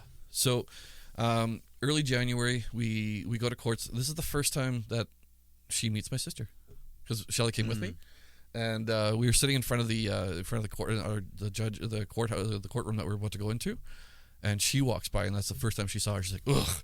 I just kept walking. She knew that it was my sister that had caused all the problems for her, and that had, of course, found out who she was. She's the problem. Yeah, she found out. It's her fault. Yeah, of course. Everyone. That was her famous saying. It's not my fault. Yeah, it was. She always used to say that to me. It's not my fault. But God, that first, I walk into that courtroom and she's sitting like 6 feet away from me on the other table, and the clerk leaves to go get the judge. And just her and I sitting there, the longest fucking 2 minutes of my life. That felt like 3 hours sitting there. My heart's racing 1,000 miles an hour. Like, what the fuck? I didn't want to sit next. I didn't want to look at her. And but thankfully, the judge came in. She looked over it all, and because she was asking for all sorts of, like, she was asking for spousal support and claiming she was pregnant, and so she wanted child support and all this, and she's like, "Oh, you're pregnant?" And I said, "Your Honor, I have a vasectomy." I'm sorry, but and again, this is all information that I've freely given to RCMP and the police as well. Right? I literally give them my health documents saying, "Here, this is my vasectomy. This is who did it on this day." And like, "Oh, okay." The judge sat there. It wasn't a very long meeting. It's funny; it almost didn't happen though, because she has a protection order or a no contact order to me. Oh, okay. So she can't be anywhere near me. Or anyone in my family, or my son, his mom, and her husband. Okay. So she can't be anywhere. She can't be anywhere near us, and she can't contact us. And I didn't ask for that. I was given that by the police. As you should have been. That's the right move on the police's part. So the judge sat there, and she goes, "We're just going to call this what this is." She goes, "We're going to grant you your divorce based on mental cruelty."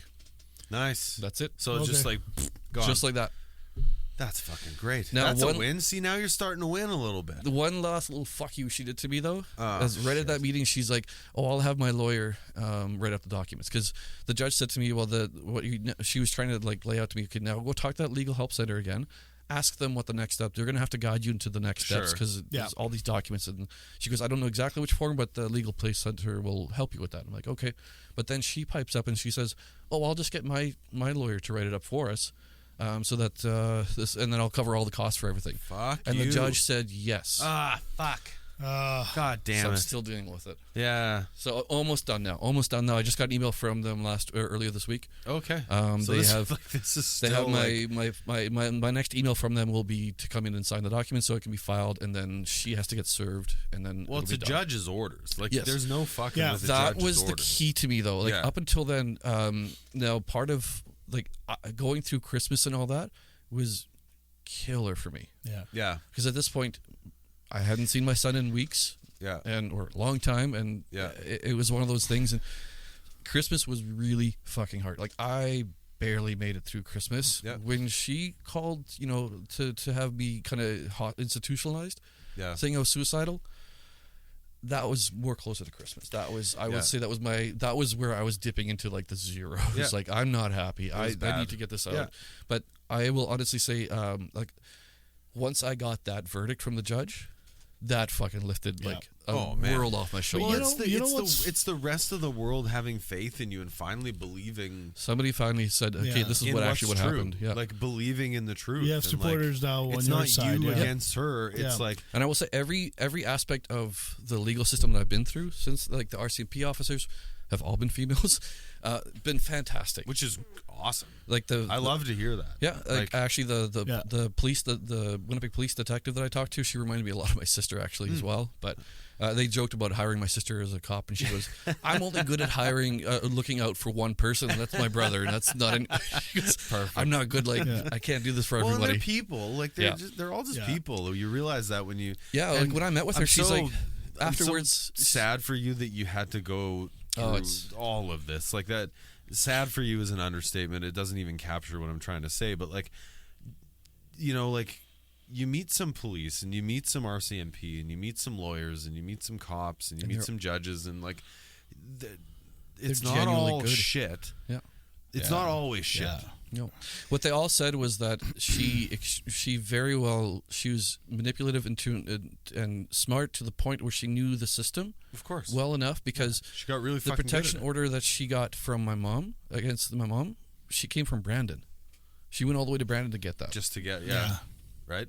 She plays that game, right? Well, and that's her full-time job. Yeah. Like that's what she does. That she works. Purposely drove all the way to Brandon just to do that. Well, that must be exhausting to be that fucking psychopath. I can't imagine. Like that must be she exhausting. feeds off this. She feeds off this. Where's it?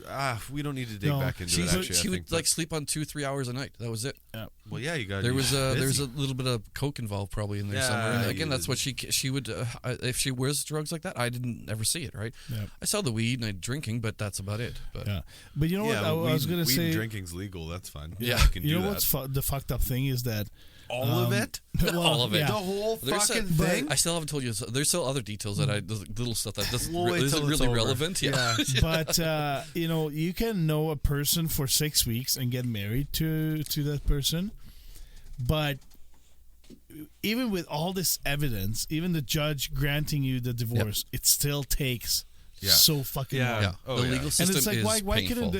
can't it's slow. Like, why can't the law or the judge say, okay, sign here, you're divorced now, done. It doesn't work, right? No, like, especially because you didn't have any. You didn't really have the house together, like the apartment. That was your apartment, it was right? mine. It wasn't in her name. Never. She tried. Yeah, and you guys had no kids and stuff. So in this case, it should have been done like so much faster. Yeah. Right? Yeah. But here you were bureaucracy months and months. due process. Yeah. Well, and I get it. Takes like what it takes. It's frustrating. My stepdad I was get very married? frustrated Yeah, with the do because the protection order that my mom got, even though it wasn't, she tried to take one out on my stepdad too, but that was unsuccessful. That one was denied.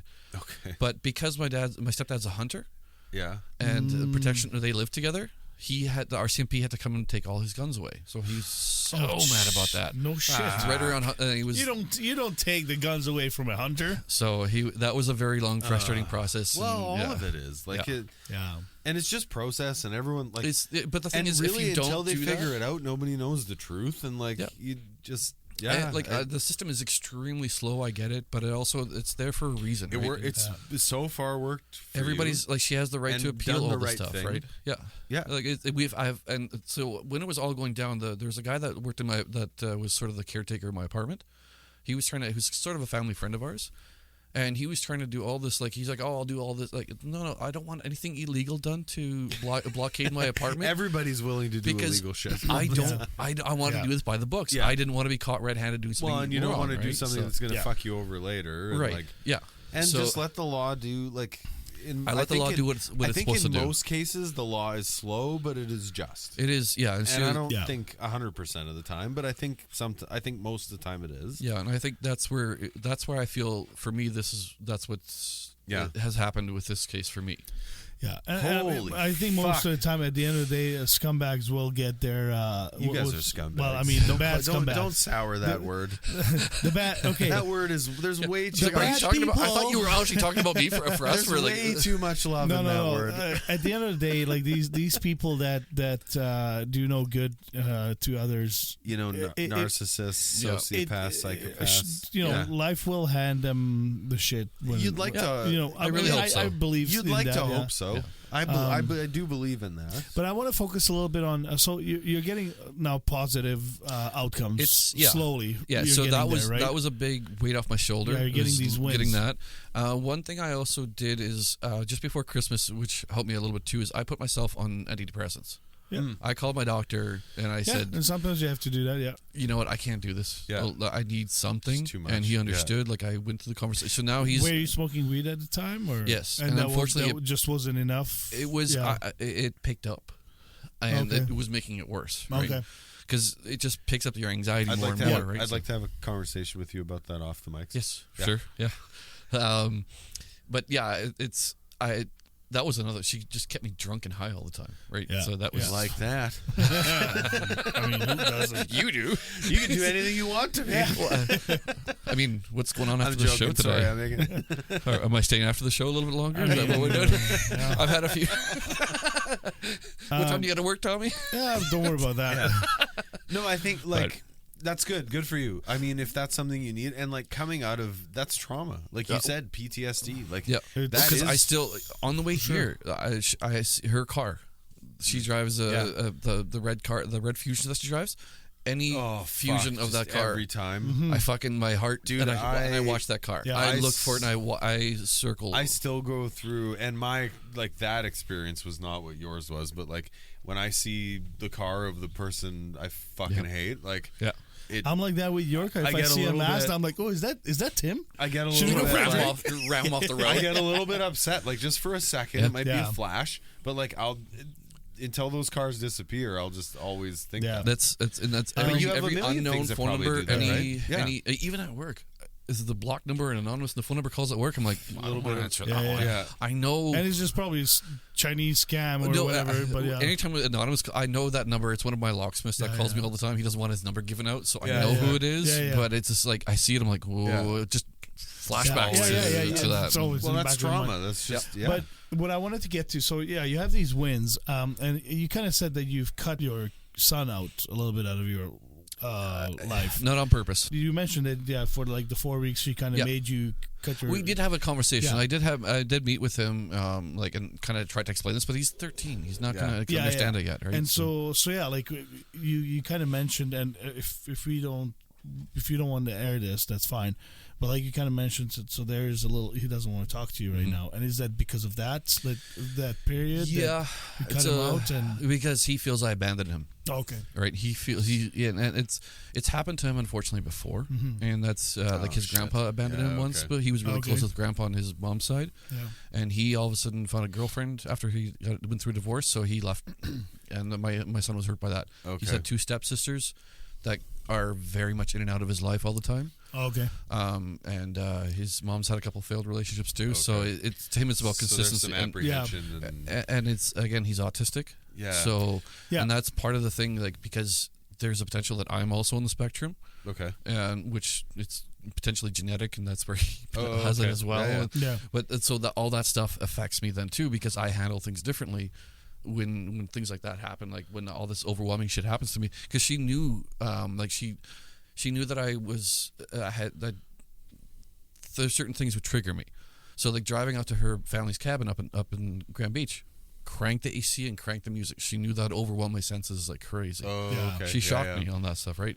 She purposely did it to break me down so that she could build me up.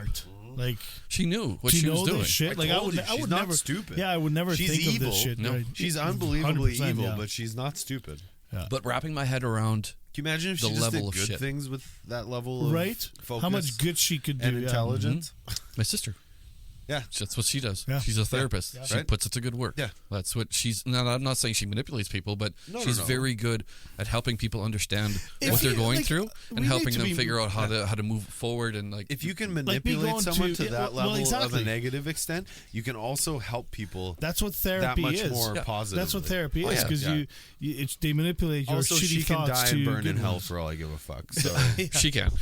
No, but that's the thankful thing I have is that Shelley is a therapist, and I have that to lean on. Although I don't want to lean on that too heavily. Get your own therapist. I know you guys have a good sponsor apparently too. Just for the record, you should get your own. So here's the thing: because your sister can't be your therapist. Oh no, and I had to pull back on that, right? Because I saw myself and go, no, I can't give. I can't use her as a therapist. I need a third party. So I'll give you some info after the show on BetterHelp. Like it's for sure. Yeah, because. It's the one thing that I haven't done yet, unfortunately. I don't know why. I can't get my forever, so it's okay. Whenever you're ready, you'll have that phone call. Like I have gone to therapy before. It's not a new concept for me. It's just this time I don't know. I just couldn't get myself to.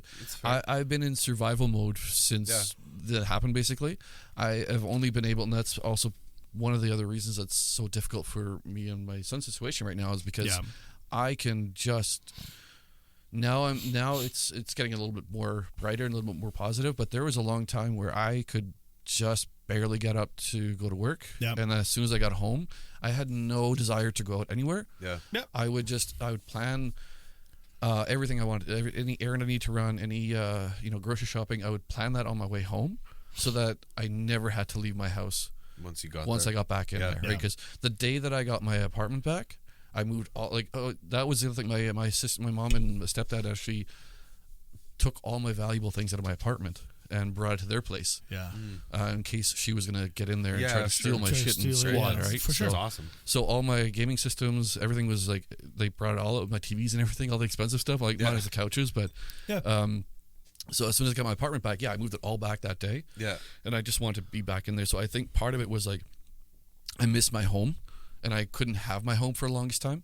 So I wanted to be back home. So I was always wanting to, as soon as I had the opportunity to go home. Yeah. And stay home. Yeah. And that was your safe place. That was my safe place. Yeah. And it's still to a degree is very much my safe place still. Now, it takes, when I go out, if I go out for a day, I'm exhausted for the next 2-3 days. Yeah. So for sure. That's it's just mentally. It's better. It's getting better now. You're healing, and you went through a terrible trauma. It takes healing, and that's going to show itself in a bunch of ways. And that's part of what my trip down, visiting back home to Paraguay to my sister down there. Is going back this Christmas to kind of heal a little bit, see my old home again, and see my sister, see my nephews. And have a better Christmas, for fuck's sake. This one was hard. I didn't see my son. Yeah, we're around. We're here. And that's, again, your podcast is what actually got me. Like, I listened to some of your shows too, and I was like, that's what kind of inspired me. Like, you guys being out there, like, right now, I'm not realizing that this is going to be seen and heard by who knows how many people. So, but once that hits me, I'm like, oh fuck. But I was nervous to come onto the show too, but nervous in a good way because I haven't really told a whole lot of people. And that's fair. Yeah. What's happening? Nothing wrong with that. There's a lot of shame and guilt for me, right? Because there's so much that I should have seen, that I should have caught ahead of time. But every story that comes through this door, including our own, is full of should-haves. Wish I would have. Hindsight 2020. Absolutely. Every single one of them is like, I didn't see it happening. I didn't. It from your episode to my episode, like the first 2 episodes, it's full of a whole bunch of that, and we're all like that. And that's we're why human beings, and we make mistakes. We don't, we don't see it through what they say, the third eye, right? And what I love is we're all still here to talk about. And exactly, and I think that's how we get better, is like we fuck up to learn from our mistakes, right? And this one to me was a big fuck up. I slipped up big time on this one. I fell flat on my face, and I'm still trying to, still here. The good thing is for me, I've had a good support system. Like, my family's been fantastic. Sounds like you had like an amazing support. My sister has been. Her and Mike will never know how much I appreciate them and how much I just loved the shit out of them. And did you tell them? Every time. Every fucking time. I tell them all the time. I'm sure you did. I told my sister that just before she was texting me, like, 'cause she knows part of Shelly's concern for me is like, these are still very raw emotions for me. So she goes, just make sure you have something set up afterwards, after the show, just to make sure you're okay. And and so they are looking out for me and making sure. That's what looking out. Good old bamboo. No, they, like I said, good support system. My work has been great that way too. My boss knows a bit about what's going on. Yeah, that's really good. Because she did try to call my work and try to. Like she'd probably tried everything to fuck you up. She tried to call our head office and say, "Well, you have an employee that has a protection order from he's anything and everything." Blah blah blah, bullshit, right? So, and he knew it. He saw right through it, and he goes, as soon as she called, he goes, "I've already reported." He had the detective's phone number, and so I gave that information to him too, and just so he could verify all the information. Because I said to her, like, to the detective, I'm like, how do I explain this to my boss? And she goes, let me talk to him. I'll, I think she did. Yeah. But he reported that phone call to the police as well. And perfect. They've all been extremely helpful. Yeah. I have a victims service worker that calls me to give me updates. And cool. That's what you are. That's exactly what it is. You're a victim of somebody, and like, that's okay. Yeah. I mean, because it's now in the Crown's hand. I'm out of it. Unless it goes to a trial, which I doubt it will. It's 26 charges altogether. Cool. 5 from me, and then the rest are from God knows what. Calgary. I know there's, and I won't go into the story, but there's Calgary police are also involved. There was a situation in Calgary. There was 2 guys before me that she did this too. And just for the record, this is all public knowledge. This is all public knowledge. This is all like, if you go on the King's Bench, you can see her name. She did this to 2 other guys after me. Oh really? So like this last year. Yeah. Right. So that same summer, so one of my friends that lives in St. Anne, her ex-husband, they have 2 kids together, and they were at one of their kids' games last summer, and she's close with her ex, so she looked over and just happened to see that he was messaging with a new girlfriend, and she happened to see the name pop up, and it was her name. So my friend texted me right away. She goes, wasn't this her name? I was like, yeah. What does she look like? So I sent her a picture, and she goes, yeah, my ex was just talking to her. She was trying the same thing. Well, and he said the same, and she just will endlessly. And he said the same thing. She had said all the right things. Yeah. She knew exactly what to say because he had just gotten out of a relationship as well, like 3 months before that. So he was, delicate. Yeah. And so she knew how to play into that. Yeah, she was very vulnerable, and she's preying on people. She's a man eater. She will do the same forever. Yeah. Christ. And they all saw that she knows how to manipulate the system. She knows how to say what she wants to get what she wants. Yeah. From the system that's designed to protect people, not to harm them. But she's using it to harm people. The best way that the detective put it to me was that she's basically using what's intended to be as a shield as a sword. Yeah. That's a great way to put it. Yeah. And people can, like, if you play it right, and if you're tried. If you're that evil, you can figure that out. Yeah, she definitely tried. Only for so long. I'm curious to find out if I ever would find out, but what she tells other people about me after the fact, right? So, it's probably there's been awful. 2 other people have tried to take protection orders against her after me now too. Jesus. So it's nonstop with her, right? It doesn't stem. Now she has my last name too. That's the shitty part. It's another, shit. And I think that was part of it. Yeah, I think that was part of it because. So the Wednesday that I got pulled out, I was supposed to go and sign documents that Friday to take over a whole bunch of accounts from her. I think she was trying to dump off some of her shit on me. Yeah, okay. That's my theory. I don't know if there's any truth to that. But like you go to this like you take someone else's last name and then you go on just oh, nothing happened. I'm gonna go tackle a couple other dudes and that's what she did. I'm just like, yeah, wow. No. You know what the messed up part was? There was one day when it was just me and her daughter at her parents' cabin, and I was getting along really well with her. I got along well with her daughter, right? So we were playing in the living room. Kind man. And her he's daughter, like a giant teddy bear, right? Yeah, you just want to hug him and squeeze him. He's a soft, kind man. Her daughter was in need of somebody caring. You could tell she didn't get Well, clearly the mother doesn't give a shit. Yeah. So she latched onto me. She's busy, yeah. What she would do though, when she would see that I was getting close to her daughter, she would pull me away from her. She would say, "Come to the bedroom before we go out." Yeah, of course. I was like, "Okay," but leaving your daughter, and then her daughter would just be on her own again. I was like, "It's just it was the saddest part when a kid is used to that." Yeah. And all of it through, I know there's something wrong with her. Something happened to her, but unfortunately, she's taking it out on everybody else. Also, instead of dealing with it, at a point, you can't feel bad for those people. No. Yes. There's something.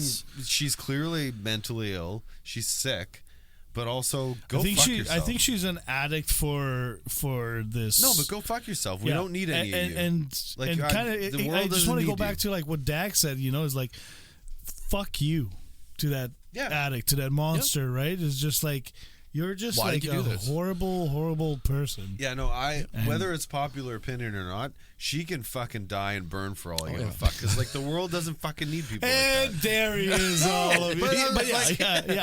I'm sorry, but yes, she's sick. Yes, she's mentally ill. No, I have no interest in helping her, nor should anybody else. Go fuck yourself. Yeah. What she did to me and my family sounds bad, but you're not worth it. No. You're just not worth it. If you're capable of that, you're not worth it. Yeah. And she did a number on my family and us. And you and fucking everyone she interacts with. Mm-hmm. Everybody. Yeah. She's basically just she's a tornado that rips through your heart and then just leaves it a muck and it runs away. Yeah. She doesn't deal with any of the problems, so. All right. She's good at running away from her problems, so figured I'd face them so I can actually move forward from them. For sure. Well, Holy shit. What an episode. Thank you so much. Yeah, if there's you guys have any more questions, I'm willing to come back on too if there's more follow-ups. When this is like wrapped up, I really want to talk more. Because we're going to have a chart. Yes. We're going to have a chart so we can kind of follow through everything. Yeah. So one thing, you talked about the timeline earlier. Yeah. So with that, when it all happened, my poor brother-in-law, I'm really sorry, Mike, he went through all my text messages. He downloaded all my text messages onto his laptop. That's a lot of work. And all from her and everything. He read every text message. Yeah. All the dirty ones and everything. Ooh. Thankfully, he was smart enough not to download the. He just downloaded the text version, not the picture. So he needed to see the pictures. Good man, smart man. But yeah, we do have it, and so that was part of what they were doing. That first week was trying to lay out the timeline of what happened and how it happened. And it's because we needed that to. We were trying to do that to get the protection order, but we just didn't have it all put together in time. Yeah. So thankfully, it all worked out now. But it's been a fucking nightmare of a road for us. I can't even. Your family must be unbelievable people. I feel bad for what they must love you. So don't stop feeling bad. Just love them back so hard. No, I know. That's the only thing I can do. That's the only way to thank them is just love them. Yeah. Thank you so much. Yeah. Thank you guys for being a part of this and wow. Thanks for having me. I wanted to share the story. I really appreciate you reaching out and coming here and sharing everything. Yeah. It's an ongoing situation for me still. So it's something I'm actively working through. So there's still ups and downs and. It sucks when not just men, just generally when people are taken advantage of. Yeah. Right? Like there's so many there's so many shitheads out there. I know. Better. There's so many shitheads out there that take care of taking advantage of old people, right? Yeah. Scamming on the phone. Yep. And doing this shit. And it's just like I can't believe that we still have human beings that feed off of someone else's vulnerabilities. Yeah, exactly. Like or it's evil it's people. Disgusting. Yeah. Yeah. Like there is a lot of evil people in this world, but also there's a ton of good ones. Yeah. Yeah. And I thankfully had a lot of good ones on my side in this situation too. Yeah. So that helped me through because if it hadn't been for Shelly, Mike, and Connie, and my mom and Richard there, I don't know. That could have been a very different outcome for me. Well, and if you're ever feeling down, you can always reach out to us. Yeah, I appreciate that. And the scumbags, they're assholes, but they're also very loving people. I'll say something mean to you if you ever want. And see, that's the reason I didn't tell the story in the Discord chat that we have because this was too much to lay out in a text. For sure, for sure. Oh, yeah. But you can always reach out, and if you just need a listening ear, we're here. I appreciate it. And again, thank you for joining us. Yeah, thanks for having me, guys. Yeah, man, thank you so much. It's just such a it's always so sad to see such shitty things happen to good people. Yeah. Also, you made it through, and it makes me so proud of you as a man. It makes me proud of you as someone I know, and we love the best part of. And I've said it a few times, but the best part of doing this show is everyone is sitting across from us telling their story. Yeah. So they're still here. Yeah. They got through. They fucking did it. They're still they figured it out. Yeah. We had one story where we've had a couple that are suicide stories and life takings, and that's different. But everyone who sat here and told us their struggle is here to sit and tell us. Yeah. And it makes me so fucking honored to be sitting across from those people because the strength it takes to do that, and then never mind to come here and share that with all of us. I'm so grateful that you are willing to be a part of that. So because of that, we have a mug for you. Yeah. Awesome. Thanks, guys. So it's one of our mugs, and please enjoy it. Yes. It fits coffee, tea, or whiskey, rum. I saw it on your podcast the other day. I was like, I kind of want one of those. Well, you got one now. You got one. Yeah, I appreciate it. Thanks, guys. So thank you again for joining us here. For all the listeners, thank you very much for sticking around for these 2 episodes. It's a lot of information, but it's very much needed to be shared. And please reach out to us at our email. It's quietRiotShow@gmail.com, and also reach out to us at social medias. All our personal tags are in the Podscript, and if you want to just follow us, our shows, Instagram and Facebook, it's Quiet Riot Show. And thanks for tuning in. That's it. That's it. Guys. Cheers. Thank you. Loads, yeah. Loads. All Quiet Riot Show episodes have been recorded and produced by SuverMedia. If you think you have an idea for a podcast but don't have the space or proper equipment, please visit SuverMedia.com for more information.